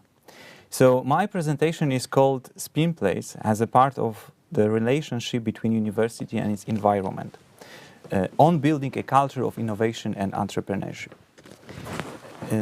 It's a very promising title, and I hope to meet at least some of your expectations in this area. My presentation is divided into three main parts. Firstly, it is about office in which I work. I try to briefly present what we do there. Secondly, it is about broader view on the other units that deals with cooperation with companies and so on. And that will give a background to the third part, in which I try to present our new venue, Spin Place, and on the same time the initiatives that we try to do there. So, as you already know, my name is Jacek Nowak. On the slide you can see both versions of me, the official one and the one that have this what I can do for you attitude, which quite represents my engagement and engagement of my office towards all the clients and all the stakeholders. I'm happy to be a head of Industry Cooperation Office, about which I will tell you more in the next slides. As a manager, I'm quite experienced in implementing projects funded from national and international programs such as Interreg, Erasmus+, EIT, and so on. And about some private facts, so I am campaigner according to the 16 personalities, and I'm eager to listen to the German pop music. It's up to you, what do you do with these two curiosities later? You know, I don't know if it's really important, but. So, as I mentioned before, I manage Industry Cooperation Office. Whenever I use this name, I instantly add that it is our TTO, Technology Transfer Office. Nevertheless, our tasks are often broader than just commercialization, but I would try to explain that on the next slides. Our office was established, as you can see on the slide, more than 13 years ago, which was in 2011. And at this moment, the staff of the Industry Cooperation Office is 10 people.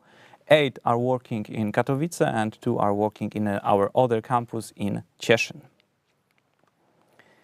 So, the first task that comes to my mind when I'm thinking about Industry Cooperation Office is commercialization. Of course, in our case, it means selling or licensing university patents to SMEs, usually SMEs, so small, medium enterprises.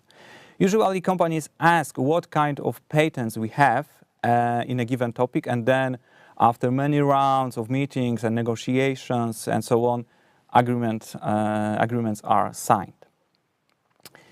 The second part of our, the other way of commercialization processes with SMEs are commissioned research. It means that company comes to university and asks for research on a given topic. The most research that is done within, the most research that is done this way is within such disciplines as biotechnology, environment protection, chemistry, and new materials. We try to work on a one-stop shop rule, which means that throughout all administrative process, entrepreneurs or our clients are in contact with only one person. That really facilitates all the process. So from offering through agreements till invoice.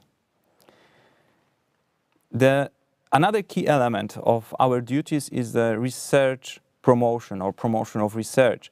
We do it in many ways. Let me name just 3 of them. So firstly, we take part in economic congresses, fairs, networking meetings, conferences. At the slide you see a photo from one of such events. as I said, this another example about taking part in fairs. Secondly, we prepare promotional materials like leaflets and technology services offers.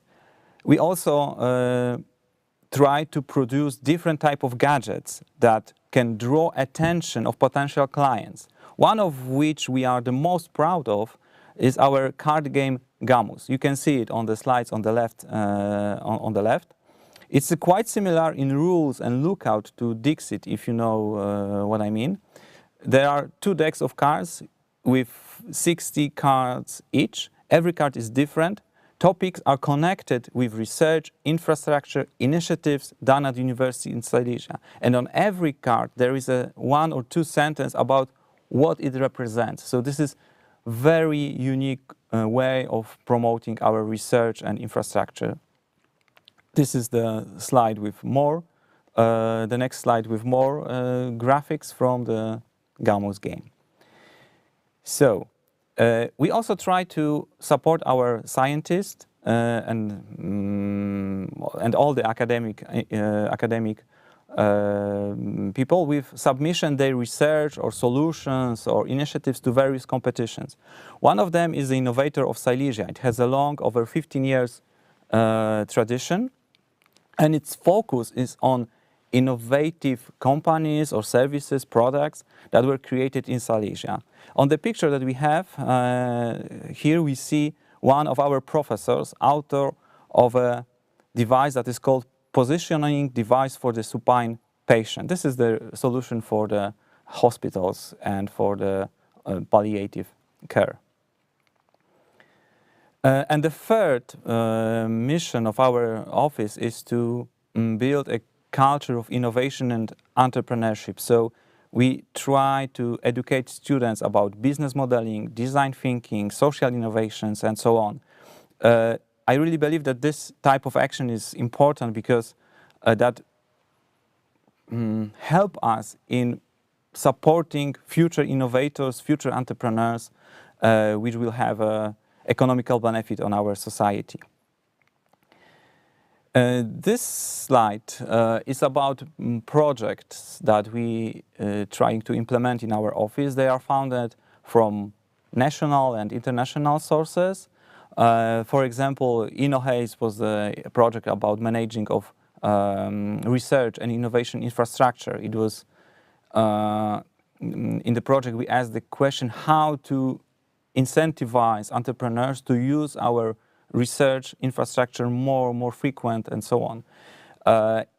In Innovativeness Incubator, the one on the right bottom, is the national program in which we try to develop solutions that we have from TRL level 3 to higher TRL levels. So I don't know, 6 or 7. TRL is the technology readiness level. So we know that there is a lot of funds to support new companies, but there is always this valley of death between TRL 3, 4, and I don't know, 7, 8, 9, which is the most advanced technologies. So the innovative incubator try to fill that gap. The other 2 projects, Restless and Entrepreneur, are projects about building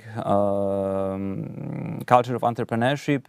In these projects, we organize some trainings for students, for academic, non-academic staff of University of Silesia to build awareness about importance of entrepreneurship. Within the cooperation with external environment, clusters are also very important. So clusters, understood as some kind of informal, sometimes informal, sometimes formal associations of universities, companies, I don't know, public institutions that are interested in a given topic, as you have here, I don't know, medicine, nanotechnology, or automotive. The cooperation with this cluster are very important because thanks to that we have direct contact to many companies, and whenever they want to I don't know, meet with us and know what the research is done on, we can make that on spot. So this is very nice and frequent way of cooperation with external environment.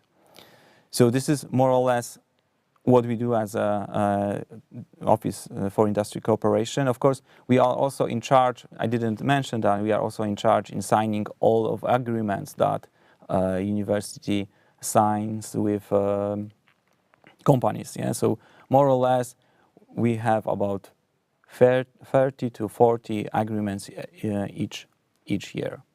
This is, I mean, new contacts, new partners. Okay, but Industry Cooperation Office is not the only one unit in central administration that deals with cooperation with external environment. So, for example, you already know about Industry Cooperation Office. Career Office is the unit that aims to facilitate entering the labor market by students of University of Silesia and building a platform of cooperation between students and a business. For example, they offer coaching and career counseling, job and internships offers.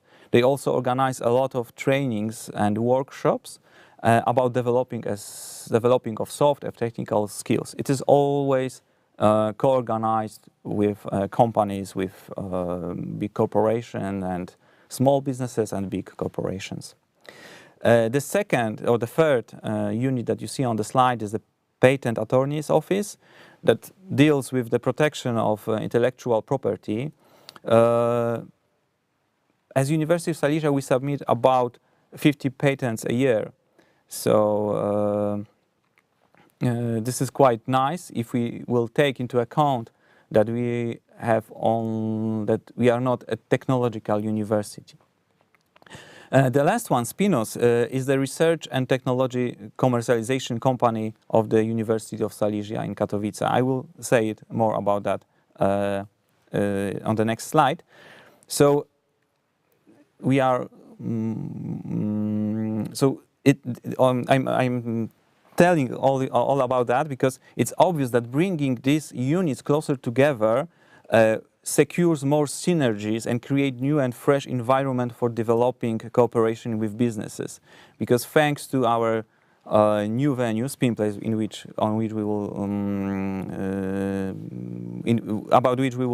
will tell later,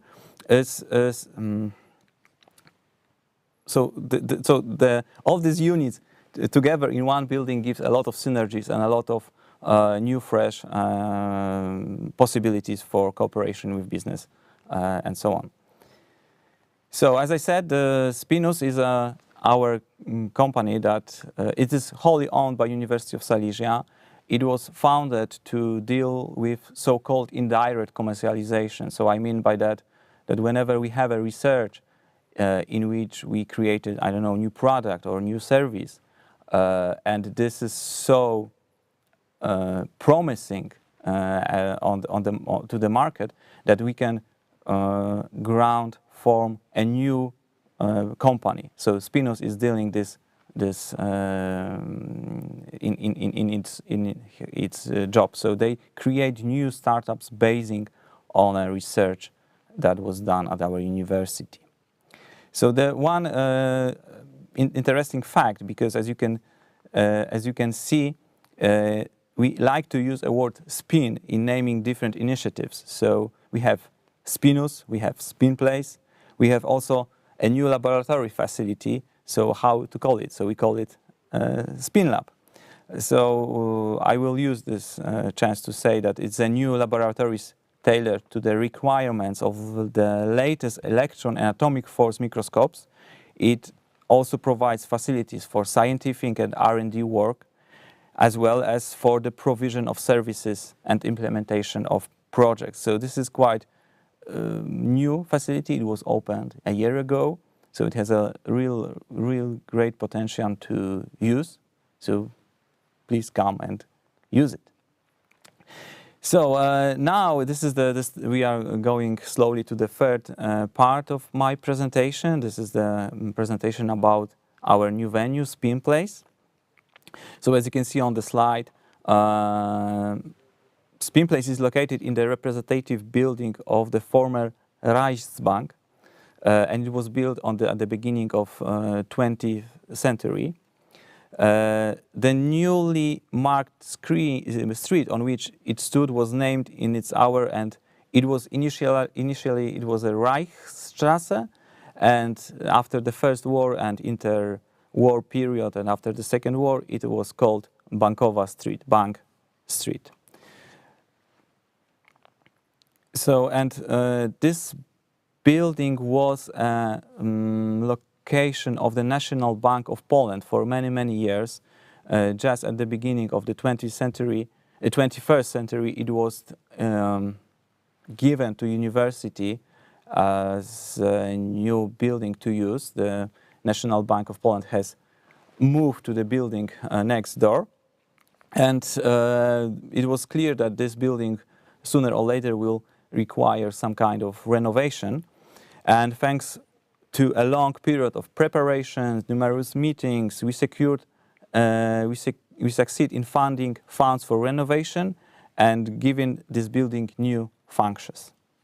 So on this slide, we see the moment of signing agreement between regional government, represented by Marshal Jakub Chełstowski, on the left, and in the middle is a former rector of our university, Professor Andrzej Kowalczyk. This meeting was an official start of the project Spin Place Center for Creativity and Co-working. As I said before, Spin Place is a location of 4 units: Industrial Cooperation Office, Career Office, Patent Attorney Office, and our company Spinus. All of them are involved in animation of the venue in 6 domains. These domains you can see on the slide. So this is a Science Cafe, R&D Fuse, Spin Business Accelerator, Silesia Design School, Startups Mill, and 3D Prototyping Center. I will try to say a few words about each of these domains that will give some background to the actions that we already do in Spin Place. So one of them, I think the easiest, the most visible, is Science Cafe. So this is an arena for numerous lectures, presentations, shows, exhibitions, screenings, meetings with authors, as well as motivational meetings and much more. The Science Cafe space is to be diverse in terms of selection of topics, speakers, and presenters. And over time, we will transform. We hope that we will transform it into the most interesting forum for exchanging ideas on entrepreneurship, innovation, and important issues or social challenges. So, what is also important that we need to know that Spin Place per se generally is open to everybody. So we invite their students, academic staff, non-academic staff, entrepreneurs, I don't know, people that work in public services, and all the citizens, because we believe that in exchanging thoughts and this leading discussion is the way in which we can build a new stuff together. R&D Fuse, so this is the name for all initiatives that has freedom to organize meetings and work together on a group task in common. So we would like to have them people that gathered in Spin Place to design solutions to the problems, to design concepts, and I don't know, solving current issues. And this is mainly addressed to the students and research groups and other informal interest groups. The work that we try to carry out there is unrestrained and in an indirected manner. So what we think that it's securing the venue for meeting, for when people have a group work to do, they can come to us, to sit some in the corner and discuss with each other. And there's a high chance that a passerby will give them some new thought and so on. So this is all what is this concept about. So as a part of these initiatives, we also try to organize workshop in business modeling, service design, designing public services, design thinking, product design, and valuation of the intellectual and legal property for technology transfer purposes. Another initiative is the set of activities dedicated to the creation and support of projects aimed at developing and introducing innovative products, services, and technologies to the market. So to keep the long story short, one of the examples within this action, this domain, is to organizing hackathons for students and not only. So in this case, we invite people to submit their business ideas. We evaluate these first rough ideas, then we try to develop these ideas together with the students, and then there is this final meeting, so-called final hackathon, in which the best team, which has the best product or service, the best pitch, is the winning team. Another thing is also it was mentioned before, but Silesia Design School, this is all the things that we are trying to, all the initiatives that are dedicated to the theory and practice of designing services, products, and social initiatives, taking into account the needs of the end user or a group of users and citizens. That this is the principle of design thinking, that we are trying to focus on client, on the end user, and building upon their experience, building upon their problems, or I don't know, their task. We are trying to create something new. So Startups Meal is also a part of initiative that is dedicated to the new grounded companies. Yeah, it's the mentoring, I don't know, meeting with business angels, I don't know, inviting to some kind of external funding rounds, and so on. And the last but not the least is also the initiative that is called 3D Prototyping Center. So we at the venue at the Bankowa 5, we have a free 3D printers. Each of them is printing in a different, using different technology and different materials. So we are now working on creating program for training on 3D prototyping. So we plan to open recruitment just before holidays to all the students that are willing to learn essential things about creating 3D models in CAD software, then how to scan different objects to create this 3D representation, and then in the third part we also try to teach them how to print those models. So this is the thing that is intensely developed now. But so all the pillars, or rather umbrellas for different sets of actions, will be implemented in SpinPlace, as you already know. I will present you a set of slides with pictures that will give you understanding how this place looked like, how vast renovations was done, and how it looks today.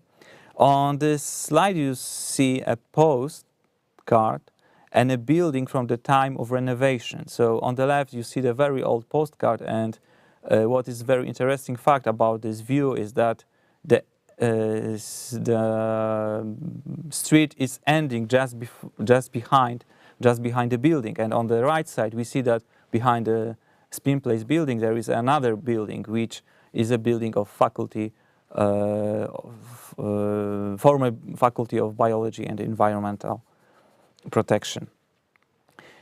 Next slide. This is the center point of operational cafe, co-working space with open access in which people can meet and chat. I frequently see students there that sits with book or with laptop. They are working alone or together. So this is very nice that they are using this space. Apart from the co-working possibilities, you can also organize events here. So we have this main stage, and a lot of meetings has already taken place there. This is space above former vault or safe of the bank. So ceiling is quite low there, but now it's after renovation is a very cozy and elegant room for, I don't know, let's call it VIP meetings. So you really sitting there, you really have the sense that you are making something very important. And a very nice, I think this is the part of renovation that ended with the most success, because this is the space of attic, so the floor below the roof, and it was unused before in the time of when the bank was there. And now this has this unique vibe for chats and co-creation, cooperation. So this part of building is also in an open access formula. So a lot of students come there and sit and chat about stuff that is really important to them. Yeah, and this is the main entrance to the spin place. So it doesn't make a real impression when you see it on the slides. So to feel it, you need to come to Katowice. So I will just quickly go through some photos that I prepared, because I don't have much time left. So we have this once again cafe operational. Then we have this professor lounge, the place I already mentioned before, this venue for VIP meetings. And then we have a mural and this is very unique, because this mural isn't outside the building, but is inside the building. So we have this kind of, I don't know, lighting well, which was just gray or white, and then we decided to paint a mural which is called Metropolis. Then what is quite nice about Spin Place, that we have a newly equipped radio and television studios. So this is also some chance for students to learn how to present themselves live on television or in webinars like that. And this is the photo of the prototyping center. So you can see on the photos 3D printers. And soon enough, there will be trainings on 3D printing there.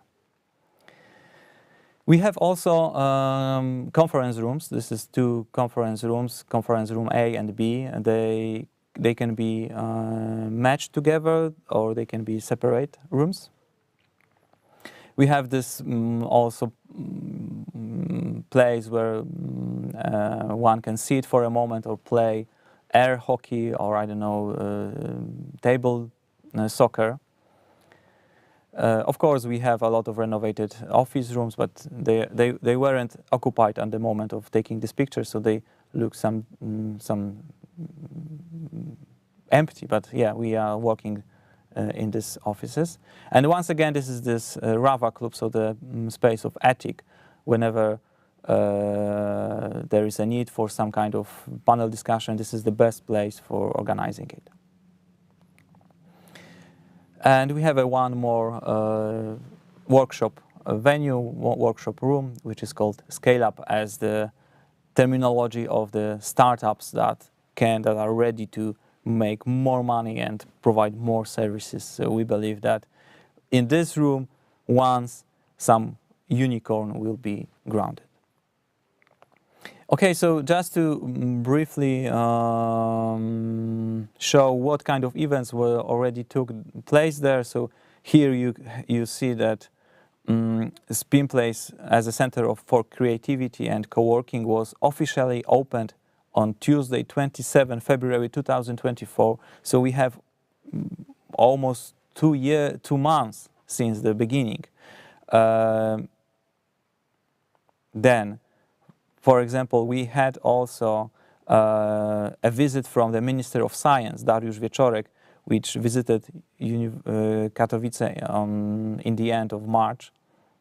And at the picture we see president of the Students' Council and the president of the Doctorates Council. We also had some political events, like the visit of the former ambassador of Spain in Poland, Francisco Javier Sanabria Valderrama, sorry for mispronunciation. Another one was the very important and very big conference, European Rivers Problems and Challenges, that was also in March 2024. And of course, we do a lot of trainings on entrepreneurship and innovation. On these slides, we see training dedicated to the Students' Council, in which they learn how they can use their abilities, their knowledge, to network and to solve some societal challenges. And one of the things that I'm also very proud of, this is the Impel Day, presentation of implementation doctorates. This event took place on Monday, so it's a very fresh thing. And our idea is to organize events in which students, doctorate students, will present their research, their work, what they want to do, and they will present them in front of companies, just to make networking. Because I really believe in networking as this kind of building relationship before you need it. And I really believe that this kind of event can help us, help students, and help companies. So this is a win-win situation. So just to sum up, I would like to warmly invite you to SpinPlace. So that's all from my side. I hope you like at least some part of my presentation. My intention was to present units and people that are motivated and highly engaged for cooperation with external environment, and which reside in a building that is full of potential for creating outstanding events and initiatives. So as you saw, we have some ideas within which we can organize activities, all these umbrellas or pillars I mentioned, but bottom-up approach is what we are looking for the most. So please come to Katowice, to SpinPlace, and let's co-create it. If you have any questions, comments or so on, I'm happy to answer. And if you will have them later, please reach out to me on this email address, jacek.nowak@us.edu.pl. Thank you very much.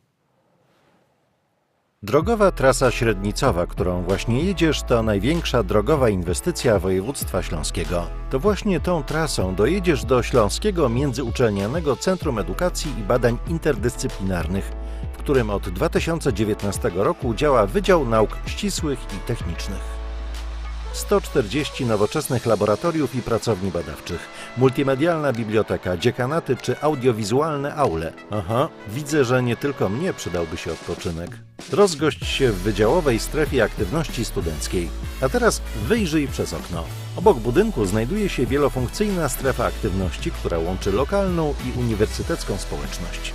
Gotowa na dalsze poznawanie uroków Chorzowa? Obiecuję, że to miasto jeszcze nie raz Cię zaskoczy. Chorzowski Rynek jest prawdopodobnie jedynym placem w Polsce, który został podzielony na pół drogą szybkiego ruchu, tak zwaną estakadą. To galeria sztuki muzycznej i obrazu. Po drugiej stronie estakady mieści się siedziba Teatru Rozrywki. To jedna z najważniejszych polskich scen teatralnych.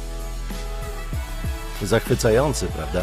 Budynek Poczty Polskiej to prawdziwa neogotycka wizytówka miasta. Postindustrialne obiekty miasta znajdują się także na szlaku zabytków techniki naszego województwa, który jest najbardziej interesującą trasą turystyki industrialnej w Polsce. Pokażę Ci jeszcze zielone płuca Chorzowa, czyli Park Śląski. To blisko 600 hektarów zieleni, Śląski Park Linowy, ścieżki rowerowe i śląskie wesołe miasteczko nazywane Legendią. W parku mamy także coś dla miłośników wiedzy. Planetarium Śląski Park Nauki. A to prawdziwa legenda – Stadion Śląski. To właśnie tutaj latem odbywają się liczne koncerty, warsztaty czy zloty food trucków.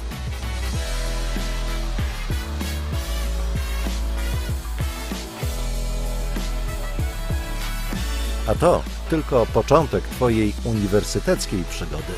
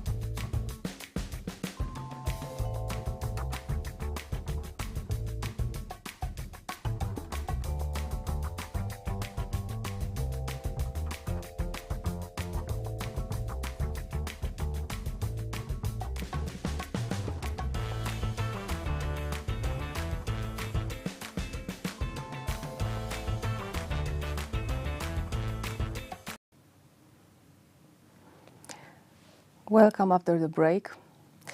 Katowice, the main seat of the University of Silesia, has been granted the title of the European City of Science 2024. For that reason, many interesting activities are now taking place in the city and in our region. But what kind of activities? What does it mean to be granted such a title? Our next guest, Krzysztof Pająk, the Executive Director of the 50 Weeks of City of Science, will tell us more about that. Krzysztof, the floor is yours. Thank you very much. Good afternoon to everyone on the other side of the screens of the internet. Today I will tell you something more about the European City of Science Katowice 2024. I will try to tell you why is it so important for us, for our city, for our university, for our region, and also what it is at all. So first of all, European City of Science Katowice 2024 have many organizers. Those organizers are Academic Consortium Katowice City of Science, Katowice, our city, Silesian Voivodeship, and Górnośląsko-Zagłębiowska Metropolia. It's some kind of local government. It's much more bigger than a city or a voivodeship. The most important thing about it, about those organizers, is that here we have in the city, we have 7 big universities, and those are the Karol Szymanowski Academy of Music, Academy of Fine Arts and Design, Academy of Physical Education, Silesian University of Technology, Silesian University, University of Silesia, University of Economics, and of course our University of Silesia, who is the leader of the academic consortium Katowice City of Science. What is European City of Science and why is it so important for inhabitants of the city, for the scientists, for all the region, for all the universities? So Katowice is the first city in Central and Eastern Europe to be awarded the European City of Science title. It's very important here for this part of Europe because before Katowice, there was some cities from the Central Europe and from the Western Europe. It was Stockholm, Munich, Barcelona, Turin, Dublin, Copenhagen, Manchester, Toulouse, Trieste or Leiden in Netherlands. The title is awarded by Euroscience in cooperation with the European Commission. What is all about in the European City of Science Katowice? We have a general purpose, what is regional transformation based on modern science and innovations. What you should know about our city and our region, we have a very rich traditions, but it's based on the industry with coal mines, hard industry and so on. Now those coal mines are closed and we want to transform, we want to change our city, our region. And as we can say that hard industry, coal mines, we were popular about it in our country, in Poland and in the Europe. So now we want science to be the new industry of the region. It is very important and it is the key goal of the European city here in Katowice.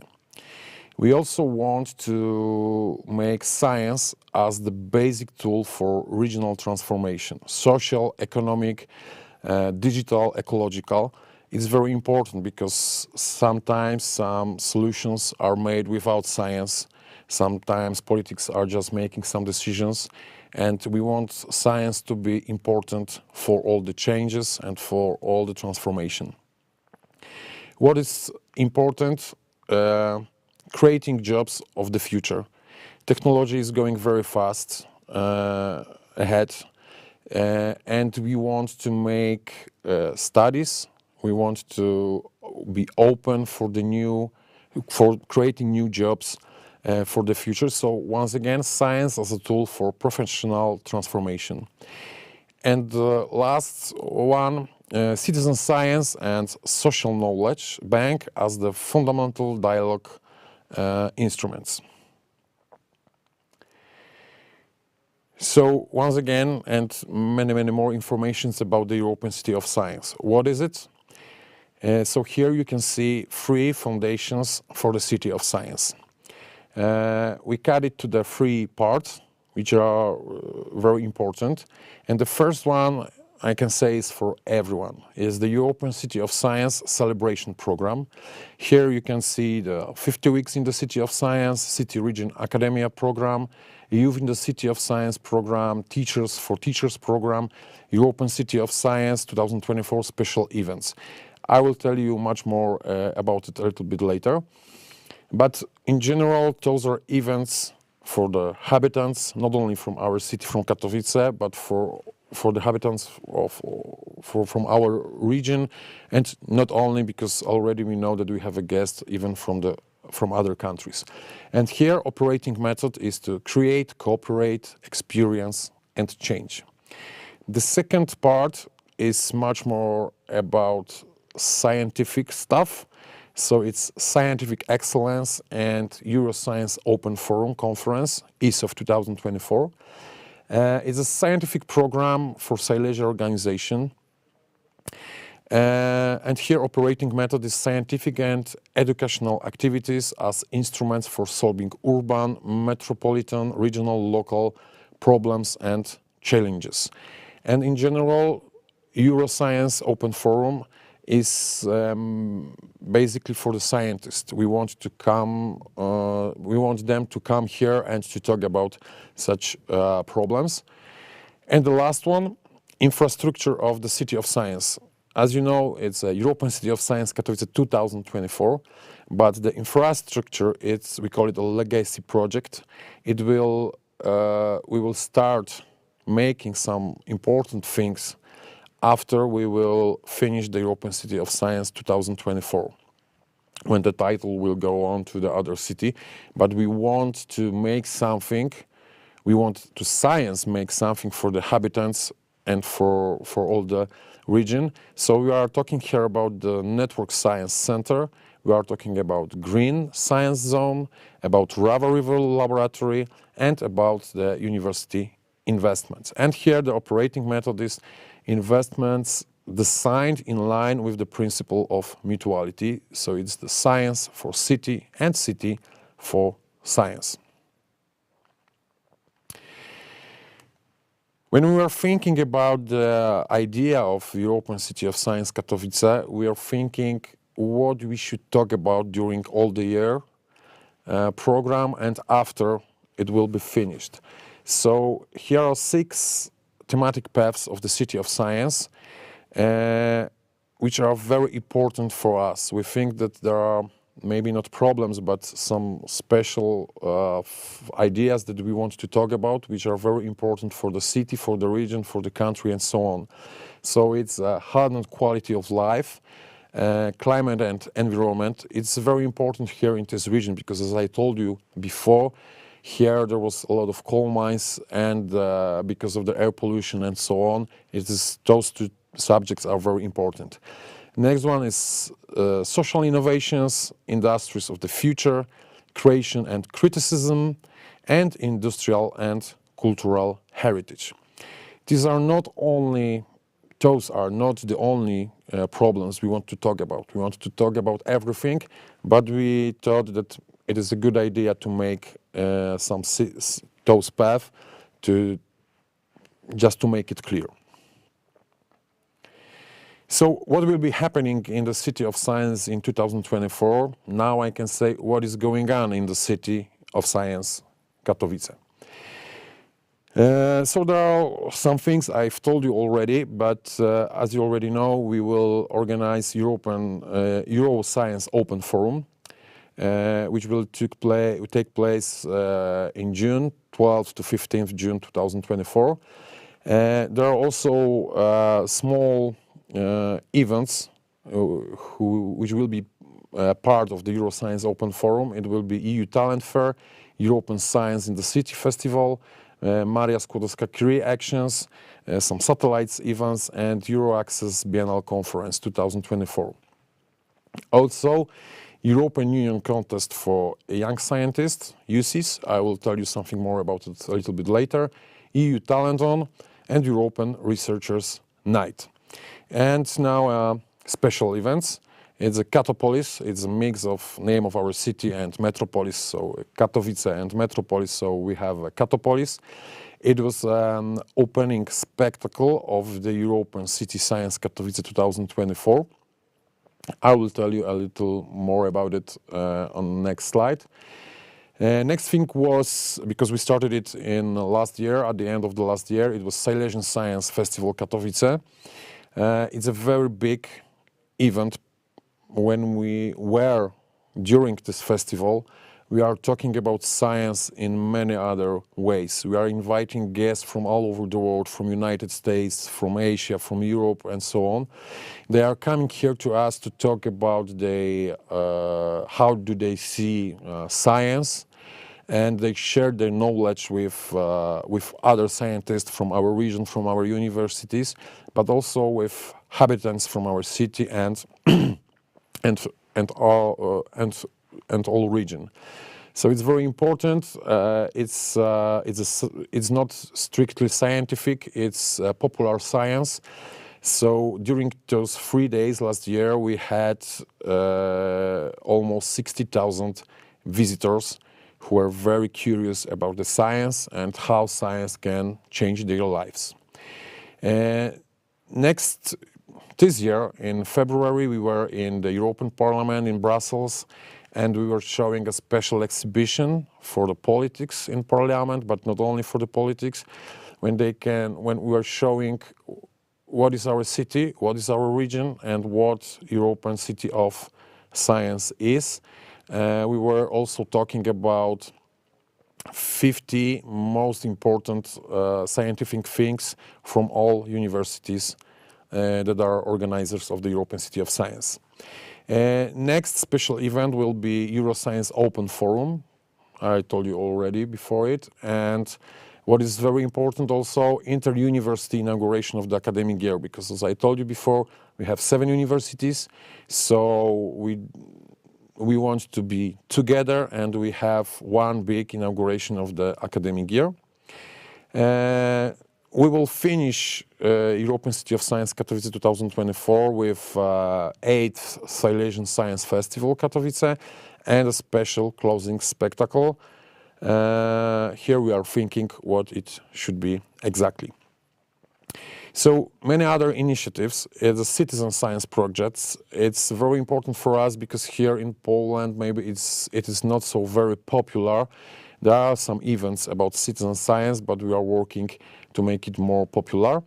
It's very important because habitant, kid or elders or who else can become scientists.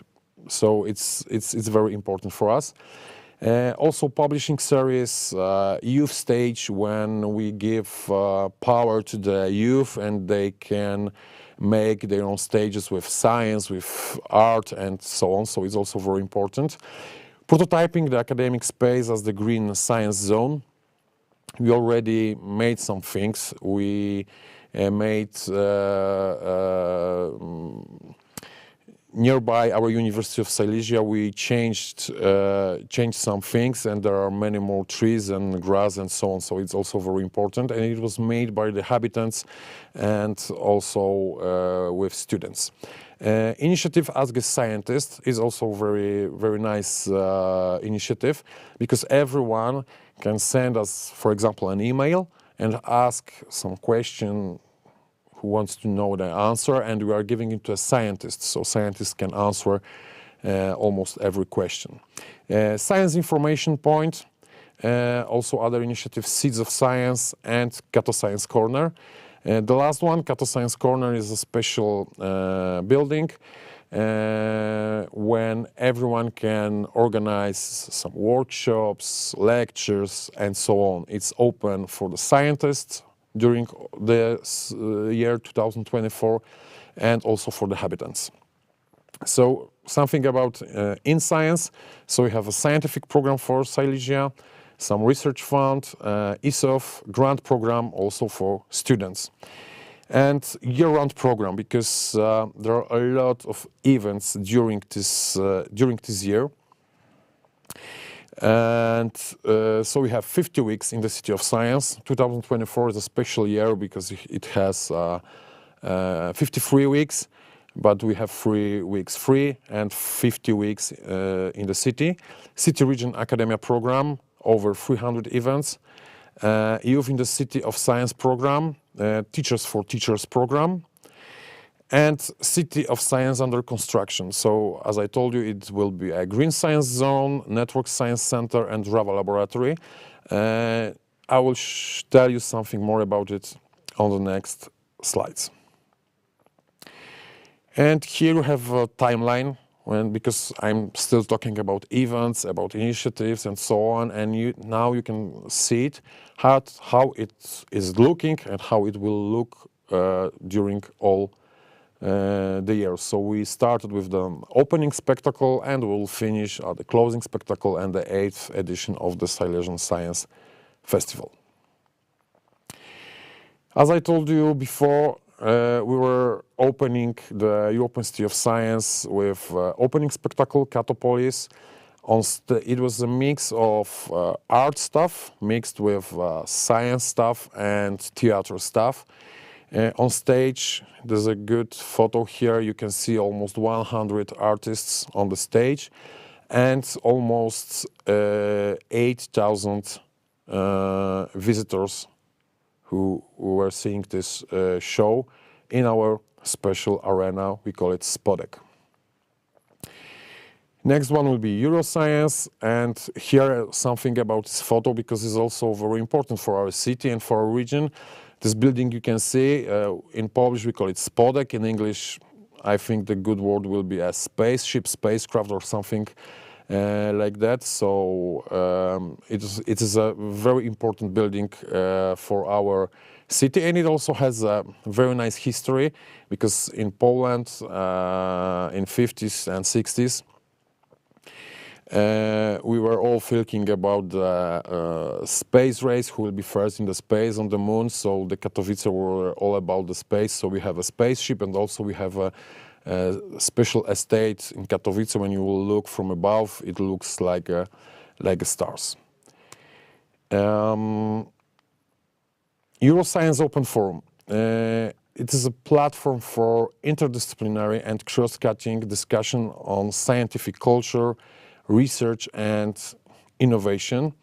This is one of the biggest scientific conferences in Europe. So in June, maybe not all of them, but many scientists from all over the world will come here to Katowice to solve some scientific problems, our problems as habitants and so on.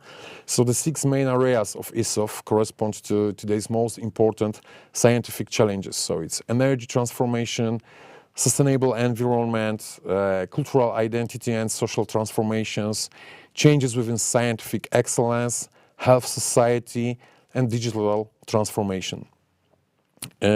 Also, here will be some accompanying events. It will be EU Talent Fair, European Science in the City, Marii Skłodowska-Curie Actions, and Euraccess Biennial Conference. And the main subject of the ESOF this year is Life Changes Science. Scientific program for Silesia. It's a program to fund research activities that foster the development and smart transformation of the region, particularly in the areas of energy, environmental, digital health, scientific, and social transformation. Aim of the project is to broaden the potential of European City for long-term inter-university cooperation in research projects for the benefit of the region. Main aim is also to cooperate, to network our 7 universities, but not only, also we want to network them with other universities from all over the world and also from Europe. Target group, in general, researchers from all universities from the European City of Science. Funding model, what is very important, funds raised from external parties and contributions from the consortium-owned universities. And the implementation is, of course, the program is of a competitive nature.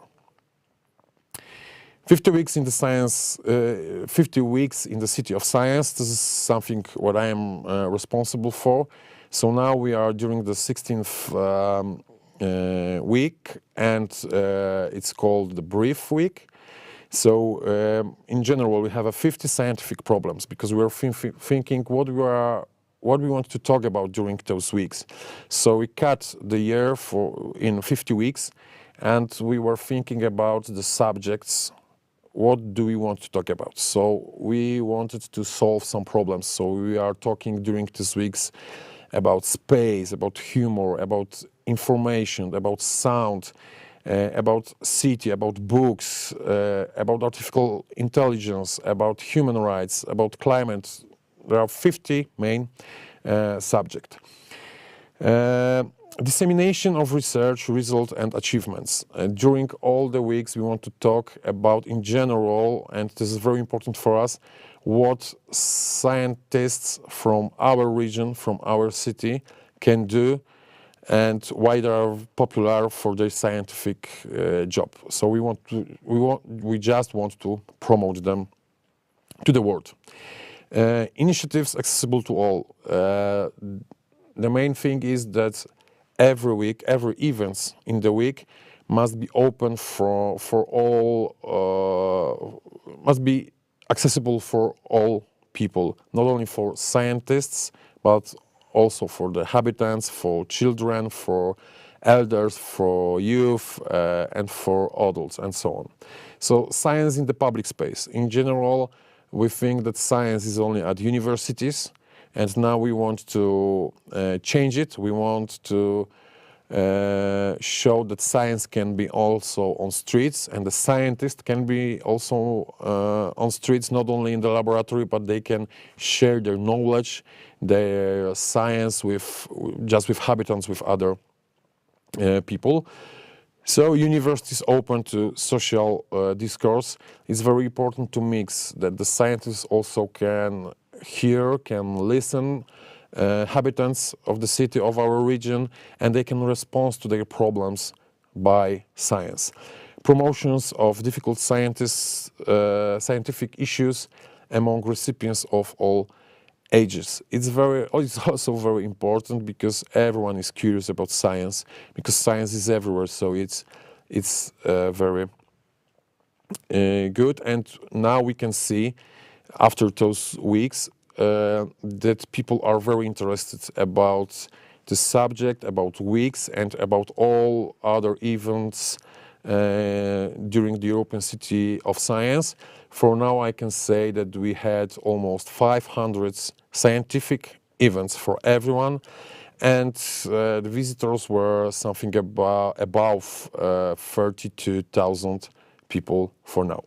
So it's a lot of events, but also a lot of visitors.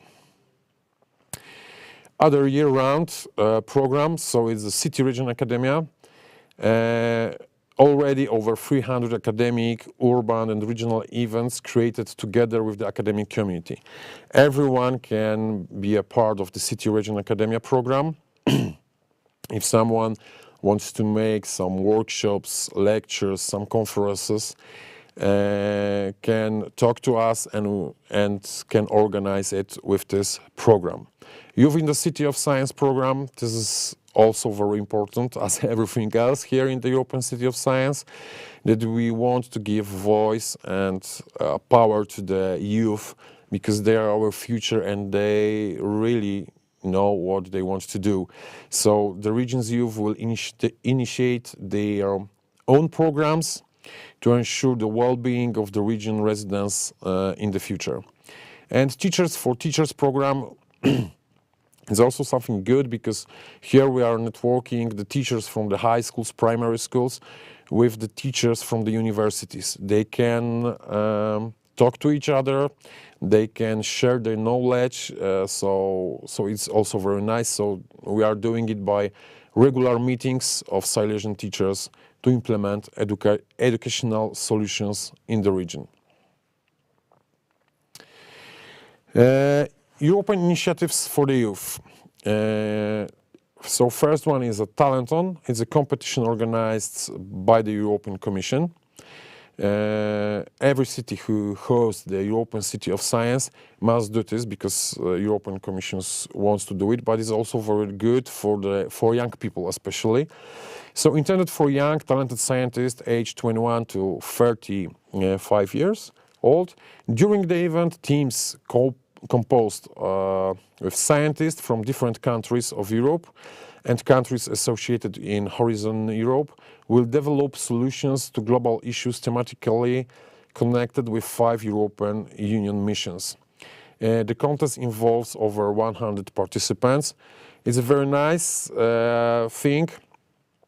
2 years ago, when we were in Leiden, we saw those groups. We were maybe not the part of the Talenton, we were not as researchers, but just as visitors to see how these young scientists are working, and it's phenomenal, really, because they are thinking about these 5 European missions, and they are making some solutions using, of course, science. So it's really very important for them, and it's also very important for them, for their careers, because they know how to work, they learn how to work as scientists.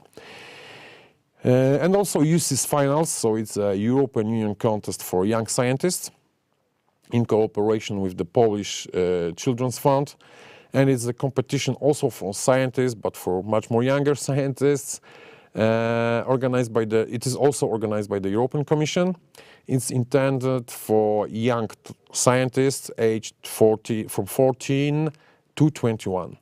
The finalists will receive attractive financial prizes, internships in leading European research centers, and possibility to participate in the Nobel Prize award ceremony in Stockholm. It involves over 100 participants from almost 42 countries. I've told you before about the inter-university inauguration of the academic year. Here you can see some how it was looking last years. It's very important in our academic world. You can see here 7 public universities based in Katowice jointly inaugurate the academic year. March of rectors retinues through the streets of Katowice. So once again, habitants can see rectors, how does it look like, and also they know how is it important for us. We don't want to make it only academic with other lecture and so on. So it's also mixed with a musical setting by a brass band or something like that. And last year it was nearly 200 singers from academic choirs and the Polish National Radio Symphony Orchestra. Here you can see just 7 universities and how does it look in the map of the city. So you can see the leader, University of Silesia, University of Economics, Silesian University of Technology, the Karol Szymanowski Academy of Music, Medical University of Silesia, Academy of Physical Education, and Academy of Fine Arts and Design. So now you can see the paths and how we are all together connected. Between University of Silesia and University of Economics and the Silesian University of Technology and the Academy of Music, you can see a green science zone. It will happen in the next years. This is the legacy project of the European City of Science. It's a little bit, it's not already green. We will do some things to make it green, to make it open for the habitants, for the scientists, and so on. You can also see the Rava River there. For now, it's maybe not the river because it's very dirty, but we also want to involve scientists from all the 7 universities to make scientists think about it, how to change this river, because many years ago it was a great, very big river, but because of the industry it was destroyed. So we want to make it once again new, clear, that inhabitants can use it, can rest there, can do some nice activities. And also what is important, Network Science Center, because as you can see all over the world, there are some science centers which are in one special building, some kind like a museum or something like that, but it's science center when you can go there, but first you must build it and so on. So now we want to make a network science center. We want the science center we want universities, those 7 universities, to be a part of this network science center. We don't have to build some new buildings or some other things, but we already have these buildings. It's just about opening the universities for the inhabitants, and they can come inside and see how students, how teachers, how professors, how scientists works for us, for inhabitants and so on. So here you can see from above how does it look in our city and how our European City of Science Katowice looks like. Here are some numbers. So as you already know, we have 7 consortium universities. We have almost 60,000 of students, doctoral students. It's a lot of employees, graduates, and so on. You can see the numbers here. The data is from 2023. And what else I can say about the European City of Science? We are just in 1/3 of our way to make it happen at the end of the 2024. But I just wanted to say that we are open for the students, we are open for the scientists who can be involved in all those events during the program, all-year program of the European City of Science Katowice. And once again here you can see the organizers, so it's the Katowice City, Silesian Voivodeship, Górnośląska Zagłębiowska Metropolia, and our big 7 universities from all the region. So I think that is all about the European City of Science. Thank you for your attention. Witaj w Cieszynie, mieście, w którym stykają się 2 kultury, polska i czeska. Jak najlepiej zacząć poznawać nowe miejsce, kierując się z punktu A do punktu B na własnych nogach. Jesteś na miejscu. Wydział Sztuki i Nauk o Edukacji. Tu kształtują się i rozwijają swoje pasje przedstawiciele nauk społecznych i humanistycznych oraz środowisk artystycznych.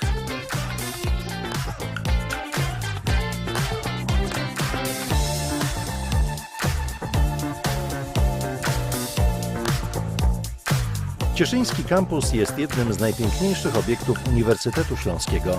Jest w tym więcej niż ziarno prawdy, nie sądzisz? Instytut Sztuk Plastycznych jest domeną ludzi sztuki, grafików, malarzy, rzeźbiarzy, rysowników, projektantów graficznych i fotografów. Uczymy tu też projektowania gier i przestrzeni wirtualnych. Instytut Sztuk Muzycznych jest kuźnią młodych instrumentalistów, wokalistów i realizatorów nagrań. Teraz przyszedł czas na zasłużony relaks. Kieruj się do centrum. Jesteś na cieszyńskim rynku. Rozejrzyj się. Ładnie tu, prawda? Ten czarujący rynek powstał pod koniec XV wieku. Nadal można tu znaleźć pozostałości po średniowiecznej zabudowie. W Cieszynie nie brakuje miejsc z dobrą kawą.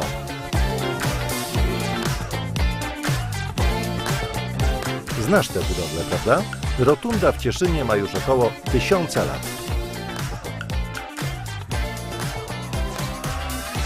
A wiedziałaś, że w Cieszynie jest Wenecja? Chodźmy tam. Historia cieszyńskiej Wenecji sięga XVI wieku. Znajdziesz tutaj zabytkową architekturę, a także liczne puby i restauracje. Cieszyn to miasto spotkanie 2 kultur. Po drugiej stronie rzeki są Czechy. A teraz w góry. A to tylko początek Twojej uniwersyteckiej przygody.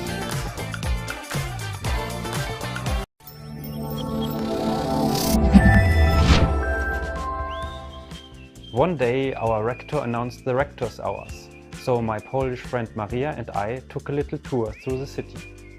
We decided to visit the Katowice culture zone located next to the university. We started our tour from Spodek, which literally means a flying saucer, the arena of sports events and concerts. Next to it there is the International Congress Center, which hosts many important meetings and conferences and even a science festival. Then we went towards the modern building of the Polish National Radio Symphony Orchestra and the Silesian Museum with a high mine shaft. Maria told me that there used to be the Katowice mine in this area. In the past, Silesia was an industrial region based on coal extraction. But now mines and industrial buildings have gained new functions, becoming cultural zones, shopping centers and modern office spaces. By the way, I learned that the complicated and difficult history also shaped the local language. The accents are slightly different and some words differ from Polish because they are of German origin. I have also learned that a popular greeting in Silesia is Szczęść Boże, which literally means God bless, just like a bit the German Grüß Gott. After a short sightseeing, we went to a cafe. I noticed that Maria took off her hat. I asked her why. She told me that in Poland you shouldn't have any headgear in the interiors. This applies not only to churches and museums, but also to the university and to cafes. We sat at one of the tables. Maria recommended me to try the lemon spisa, traditional Silesian dessert. I was very curious about it because its name sounded a bit German. While we were waiting for our order, my colleague Jan joined us and asked about my travel to Poland. Most of all, I was impressed that the Silesian region was so modern and connected. This is thanks to the two nearby airports and the motorway network. But then, walking down the street, I was surprised that the people seemed to be very serious. In my country, people say hi when I meet them. I tried to smile at one lady passing me with bags, but she looked at me suspiciously. Jan laughed and explained that in Poland you greet only people you know. And this serious look doesn't mean that they are sad or that they don't like you. But when you know them a bit better, you find out that they are actually very warm and friendly. The spisa was delicious. Jan had to go, so we asked for the bill. I didn't have the change, so I handed the waiter 50 zloty, saying thank you. I was waiting for my change, but the waiter didn't come back. Maria saw my puzzled expression and told me that in this situation, when we say thank you, it is understood that the waiter can take the rest as a tip. Strange, but now everything was clear. Maria took her hat and we continued exploring Katowice. I have the impression that many surprises still await me here. And I'm not talking only about beautiful ornate tenement houses or post-industrial monuments, but I'm ready for this adventure.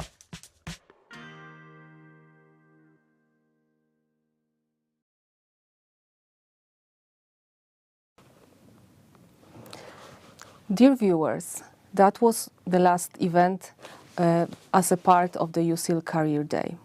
We hope that during that event we managed to make University of Silesia and Poland more familiar to you. We hope that we provided all the information that might be interesting for you and that you wanted to learn about. However, if you still have doubts or questions, I want to invite you to the USIL Career Day website, on which you can find, among others, presentations of particular departments or more information about employment at the University of Silesia in Katowice.